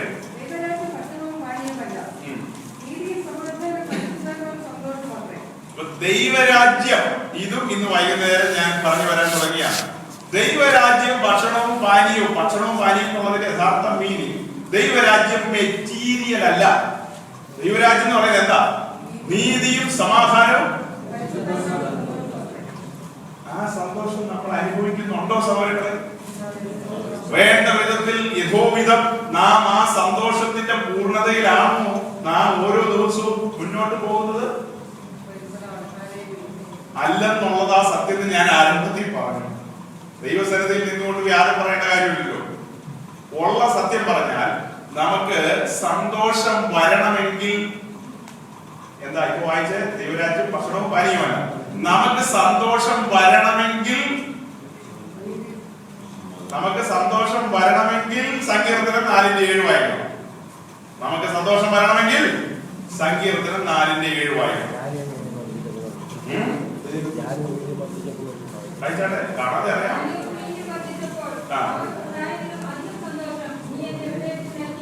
അപ്പൊ നമുക്കിപ്പോ സന്തോഷം വരണമെങ്കിൽ എന്ത് വർദ്ധിക്കണം? നാം അനേക വിഷയങ്ങൾ ആഴത്തിൽ ദൈവത്തിന്റെ പ്രോഗ്രാമുകളെല്ലാം ഇന്നും നാളെയുമായിട്ട് ചിന്തിക്കാൻ പോവുകയാണ്. അതെല്ലാം ചിന്തിച്ചു വരുമ്പോൾ ഇപ്പോ ഈ ആരംഭത്തിൽ പറഞ്ഞ കാര്യങ്ങൾ നിങ്ങളുടെ മുമ്പിൽ ക്വസ്റ്റ്യൻ മാർക്ക് പോലെ നിൽക്കണം. അതിനുവേണ്ടി ഞാൻ ഈ ആരംഭത്തിൽ ഇങ്ങനെയുള്ള കാര്യങ്ങളെല്ലാം നെഗറ്റീവായിട്ടുള്ള ഈ കാര്യങ്ങളെല്ലാം ആരംഭത്തിൽ തന്നെ പറഞ്ഞു വെച്ചത്. അപ്പൊ ഇന്നത്തെ സമ്പ്രദായം എന്ന് പറയുന്നത്, രീതി എന്ന് പറയുന്നത്, ആ രീതികൾ നമ്മൾ ആരും അറിഞ്ഞുകൊണ്ട് തെറ്റിയതല്ല. ഇന്നത്തെ സമ്പ്രദായത്തിന്റെ രീതിയുടെ ഭാഗമായി നാം മൊത്തം കേരള ജനത അല്ലെങ്കിൽ ഇന്ത്യയിലെ ജനത, വിശ്വാസി ലോകം ആ നിലയിലായിപ്പോയി. എന്നാൽ ആദിമ ഭക്തന്മാരാരും ധാന്യവും വീഞ്ഞും വർദ്ധിച്ചത് കൊണ്ടല്ല സ്തേഫാനോസിന് സന്തോഷം ഉണ്ടായത്. ആണോ? അവരങ്ങളെ തെറ്റിപ്പോകരുത്. ആ സ്തേഫാനോസ് എന്ന് പറയുന്ന യൗവനക്കാരന് സന്തോഷം അകത്തുണ്ടായത് ധാന്യവും വീഞ്ഞും വർദ്ധിച്ചത് കൊണ്ടല്ല. പിന്നെയോ അവൻ ദൈവരാജ്യത്തിന്റെ ഓഹരിക്കാരനായി. അവന്റെ ഊഴിയം തെരഞ്ഞെടുപ്പ് അവൻ അധികം മനസ്സിലായി. ആ ഊഴിയം തെരഞ്ഞെടുപ്പും എന്തെന്ന് തിരിച്ചറിഞ്ഞു. അതിന്റെ ആഴത്തിൽ അവൻ ഇസ്രായേൽ ജനതയോട് പറഞ്ഞു, ഹൃദയത്തിന് ക്ഷമിക്കും പരിച്ഛേദനയില്ലാത്ത ജനമേ, ദൈവഹിതം ആരാഞ്ഞറിയണം, പിതാവിന്റെ ഇഷ്ടം അറിയണം. നിങ്ങൾ സമീപസ്ഥരാണെന്നുള്ള അഹങ്കാരത്തിൽ ഇരിക്കാതെ യേശു ക്രിസ്തു കാൽവരി ക്രൂശിൽ ചെയ്ത ആ പരമയാഗത്തിന്റെ ആഴം മനസ്സിലാക്കി നിങ്ങളുടെ ആലയത്തിൽ നടത്തുന്ന ആ സമ്പ്രദായങ്ങൾ, ആടിനെ അറക്കുന്ന സമ്പ്രദായങ്ങളിൽ, പാരമ്പര്യങ്ങളിൽ കുടുങ്ങിക്കിടക്കാതെ യേശു തുറന്ന പുതുവഴിയിലൂടെ സഞ്ചരിച്ച് ആ സന്തോഷം വർദ്ധിപ്പിക്കണം. പിതാവായ ദൈവം, ഞാൻ നിങ്ങൾക്കൊരു വാണിംഗ് കൂടെ തന്ന് അയക്കാൻ പോകുന്നത്, പിതാവായ ദൈവം നാം എപ്പോഴും സന്തോഷത്തിൽ ഇരിക്കണമെന്ന് ആഗ്രഹിക്കുന്നു. ആ നമ്മുടെ സന്തോഷം പൂർണ്ണമാകുവാൻ പുത്രനെ അവൻ, പിതാവായ ദൈവം, കൊലയ്ക്ക് കൊടുത്തു. പുത്രനെ ക്രൂശിക്കാൻ കൊടുത്തു. അങ്ങനെ ക്രൂശിക്കാൻ കൊടുത്തതിന്റെ കാരണം നമ്മെ വീണ്ടെടുത്ത് ദൈവരാജ്യത്തിൽ കൊണ്ടുവന്ന് ദുഃഖിച്ചിരിക്കാൻ വേണ്ടിയല്ല, പിന്നെയോ ദൈവരാജ്യത്തിൽ കൊണ്ടുവന്ന് എപ്പോഴും സന്തോഷത്തിൽ ഇരിക്കണം. എന്നിട്ട് നമ്മെ തെരഞ്ഞെടുത്തതിന്റെ ആഴം ഒരു വാക്യം കൂടെ വായിക്കാൻ അവസാനിപ്പിക്കാം. ഉൽപ്പത്തി പുസ്തകം 1-ാം അധ്യായത്തിന്റെ 28-ാം വാക്യം. ഉൽപ്പത്തി 1:28. ആദമിനെ ഹവ്വയെയും അനുഗ്രഹിച്ചു.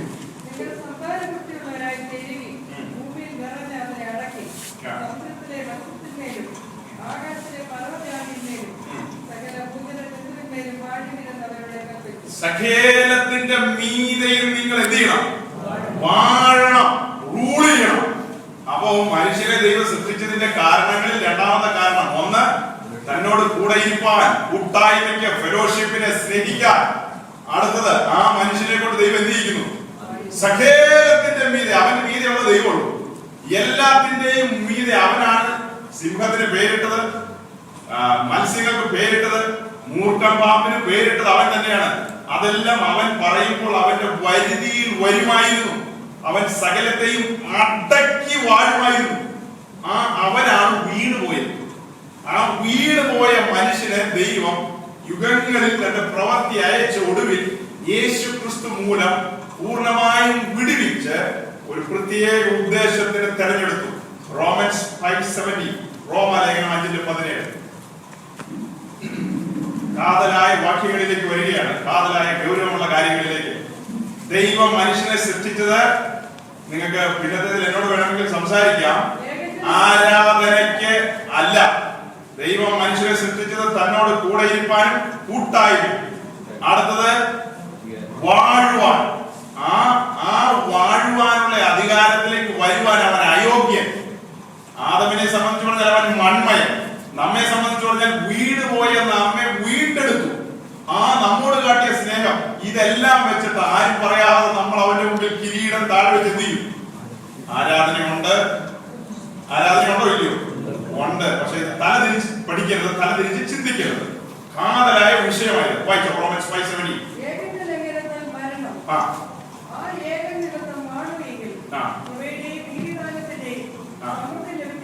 കൃപയുടെയും നീതിദാനത്തിന്റെയും സമൃദ്ധി ലഭിച്ചവരാ നമ്മൾ. അത് ആ സമൃദ്ധിയിലാണോ നിങ്ങൾ? നാം രക്ഷിക്കപ്പെടുമ്പോൾ കൃപയും നീതിയും നമുക്ക് ലഭിക്കുന്നെങ്കിലും അതിന്റെ സമൃദ്ധിയിലേക്ക് നമുക്ക് 70 ഏറിയ 80 ആയുസ് തന്നിട്ടുണ്ട്. നേരത്തെ വിളിക്കുമെന്ന് അറിയില്ല. ഇനി അങ്ങനെ തന്നെയാണെങ്കിൽ ആ കാലത്തിനകം പോകുന്നതിന് മുമ്പ് നാം എന്ത് അച്ചീവ് ചെയ്യണം? കൃപയുടെയും നീതിദാനത്തിന്റെയും കൃപയുടെ സമൃദ്ധി. കൃപമേൽ കൃപ പ്രാപിച്ചു പോകണം ഇവിടെ നിന്ന്. വേറെ പ്രാപിക്കലൊക്കെ അവസാനിപ്പിച്ചിട്ട് ദൈവകൃപ ആവോളം പ്രാപിക്കണം നമ്മൾ. ആ കൃപയുടെയും നീതിദാനത്തിന്റെയും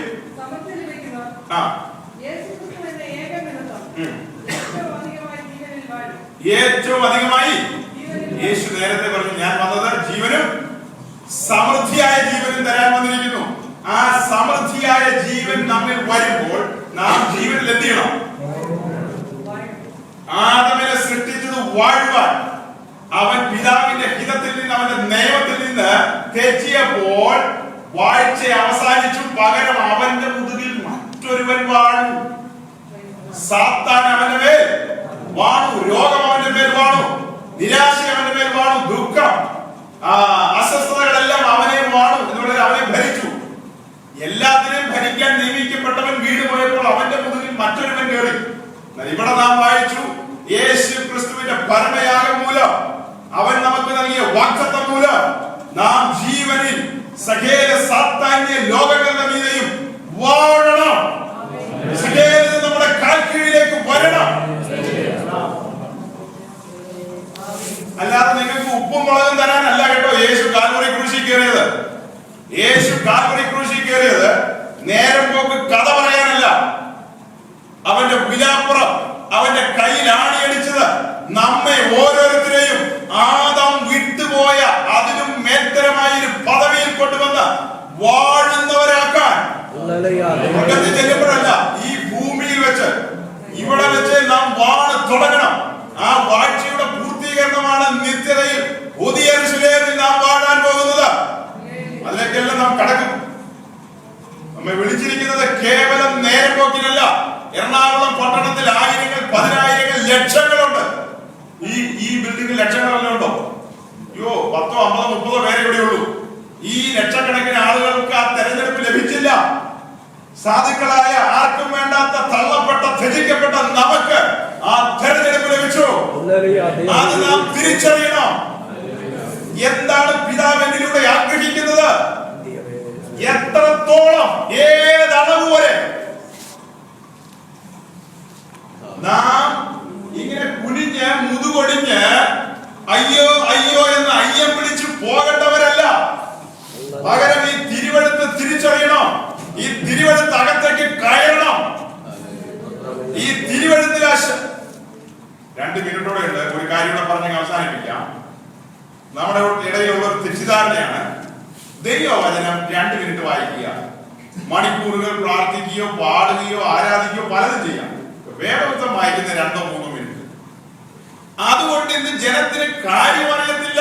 അവർ ജീവന്റെ സമൃദ്ധിയിൽ വരുന്നില്ല. അവർ ബലശാലികളല്ല.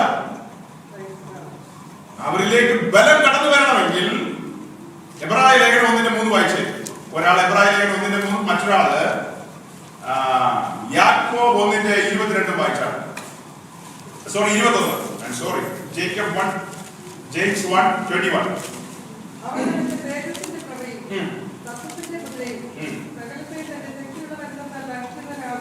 സകലത്തെയും തന്റെ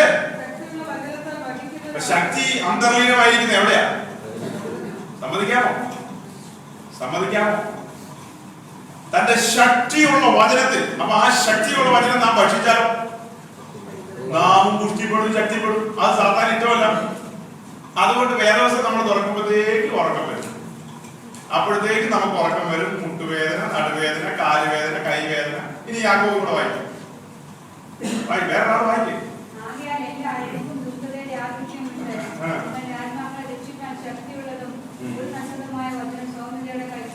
ശക്തിയുള്ളതും ഉൾനട്ടതും വചനം, ശക്തിയുള്ള വചനം നാം കൈക്കൊള്ളണം. ദിനം പ്രതി ആ വചനം നമ്മുടെ അകത്തേക്ക് കടക്കണം. അതാണ് നമ്മുടെ അകത്തെ മനുഷ്യന്റെ ഭക്ഷണം. അങ്ങനെ നാം ഈ വചനം കടിച്ച് ചവച്ച് ഭക്ഷിച്ച് അതിന്റെ രസം നമ്മിലേക്ക് ഇറങ്ങുമ്പോ നാം ആരായിരിക്കും? ആദിമ സഭയുടെ മുമ്പിൽ സാത്താന്റെ തന്ത്രമല്ലോ നടക്കുമായിരുന്നോ? ജനമെല്ലാം വചനനിശ്ചയമുള്ളവരായിരുന്നു. അവരെല്ലാം വചനത്തിൽ ബലശാലികളായിരുന്നു. അതുകൊണ്ട് ചിതറിപ്പോയവർ വചനം പ്രസംഗിച്ചപ്പോഴാണ് അന്ത്യോക്യയിൽ സഭയുണ്ടായത് കേട്ടോ. ചിതറിപ്പോയ ആദിമ സഭയിലെ സഹോദരന്മാർ പ്രസംഗിച്ചപ്പോൾ എന്തുണ്ടായി? അന്ത്യോക്യയിൽ സഭയുണ്ടായി. അല്ലെങ്കിൽ ജാതീയ മണ്ഡലങ്ങളിൽ ചിതറിപ്പോയവർ പ്രസംഗിച്ചപ്പോൾ സഭകൾ ഉടലെടുത്തു. ഇന്ന് സഭ ഉടലെടുക്കണമെങ്കിൽ പാസ്റ്ററെ അപ്പോയിന്റ് ചെയ്തിരിക്കും. പാസ്റ്റർ പോയി സഭ ഉണ്ടാക്കി, ഞങ്ങൾ വേണമെങ്കിൽ വല്ല ചില്ലറ തന്നേക്കാം. ആദിമ സമ്പ്രദായം വചനം പഠിക്കുമ്പോൾ ജനമായിരുന്നു പോയി പ്രവർത്തിച്ച് ആത്മാക്കളെ നേടി വരുന്നത്. അവരെ പഠിപ്പിച്ച് അവരെ എക്യുപ്പ് ചെയ്യുന്ന ഡ്യൂട്ടി ആയിരുന്നു ശുശ്രൂഷകന്മാർ ചെയ്യുന്നത്. നാം ഇന്ന് ആ സമ്പ്രദായമൊക്കെ തിരിച്ചു. അതല്ല ഉപദേശിമാർക്ക് വിട്ടുള്ളൂ. നിങ്ങൾ ചെയ്തു, ഞങ്ങൾ എന്തെങ്കിലുമൊക്കെ അതിന്റെ പിറകിൽ സപ്പോർട്ട് ചെയ്യാം. കർത്താവിന് ആരുടെ സപ്പോർട്ടൊന്നും വേണ്ട കേട്ടോ. നാം ഓരോരുത്തരും ഈ വചനം ഭക്ഷിച്ച് ബലശാലികളായി വാഴണം. അങ്ങനെ നാം വാണ് തുടങ്ങുമ്പോഴാണ് നമുക്ക് ബോധ്യങ്ങൾ വരുന്നത്. എന്റെ വിളിയും തിരഞ്ഞെടുപ്പും, ഞാനൊരു സാധാരണക്കാരിയല്ല, സാധാരണക്കാരനല്ല. എന്റെ അകത്ത് വീണിരിക്കുന്ന വിത്ത്, അത് നമ്മൾ പിന്നത്തെ വൈകിട്ടത്തെ സെക്ഷനിൽ നമ്മൾ ആ കാര്യങ്ങൾ ചിന്തിക്കും.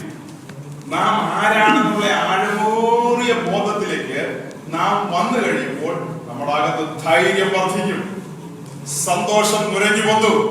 ആർക്കും ലഭിക്കാത്ത, അതെല്ലാം വചനത്തിലൂടെ തെളിയിക്കണം, ആർക്കും ലഭിക്കാത്ത ആ പദവിയിലേക്ക്, കുഞ്ഞാടിന്റെ കാന്ത എന്ന പദവിയിലേക്ക് അവൻ എന്നെ ഉയർത്തിയല്ലോ. അതോർക്കുമ്പോൾ എനിക്ക് ധാന്യവും വേണ്ട, വീഞ്ഞും വേണ്ട. എനിക്ക് എന്റെ പ്രിയന്റെ സാന്നിധ്യം മതി. അവന്റെ സ്നേഹത്തിന്റെ നീളവും വീതിയും ആഴവും അവന്റെ ഉള്ളങ്കരത്തിൽ ഞാൻ ഇരിക്കുന്നു. ആരെന്നെ തൊടും? ആർക്കെന്നെ എന്റെ കർത്താവിന്റെ കരത്തിൽ നിന്ന് പിടിച്ചു പറിക്കാൻ കഴിയും? ഈ ബോധ്യത്തോടെ ഈ പകൽ നിങ്ങൾ പോയാട്ടെ. കർത്താവ് നിങ്ങളെ അനുഗ്രഹിക്കും.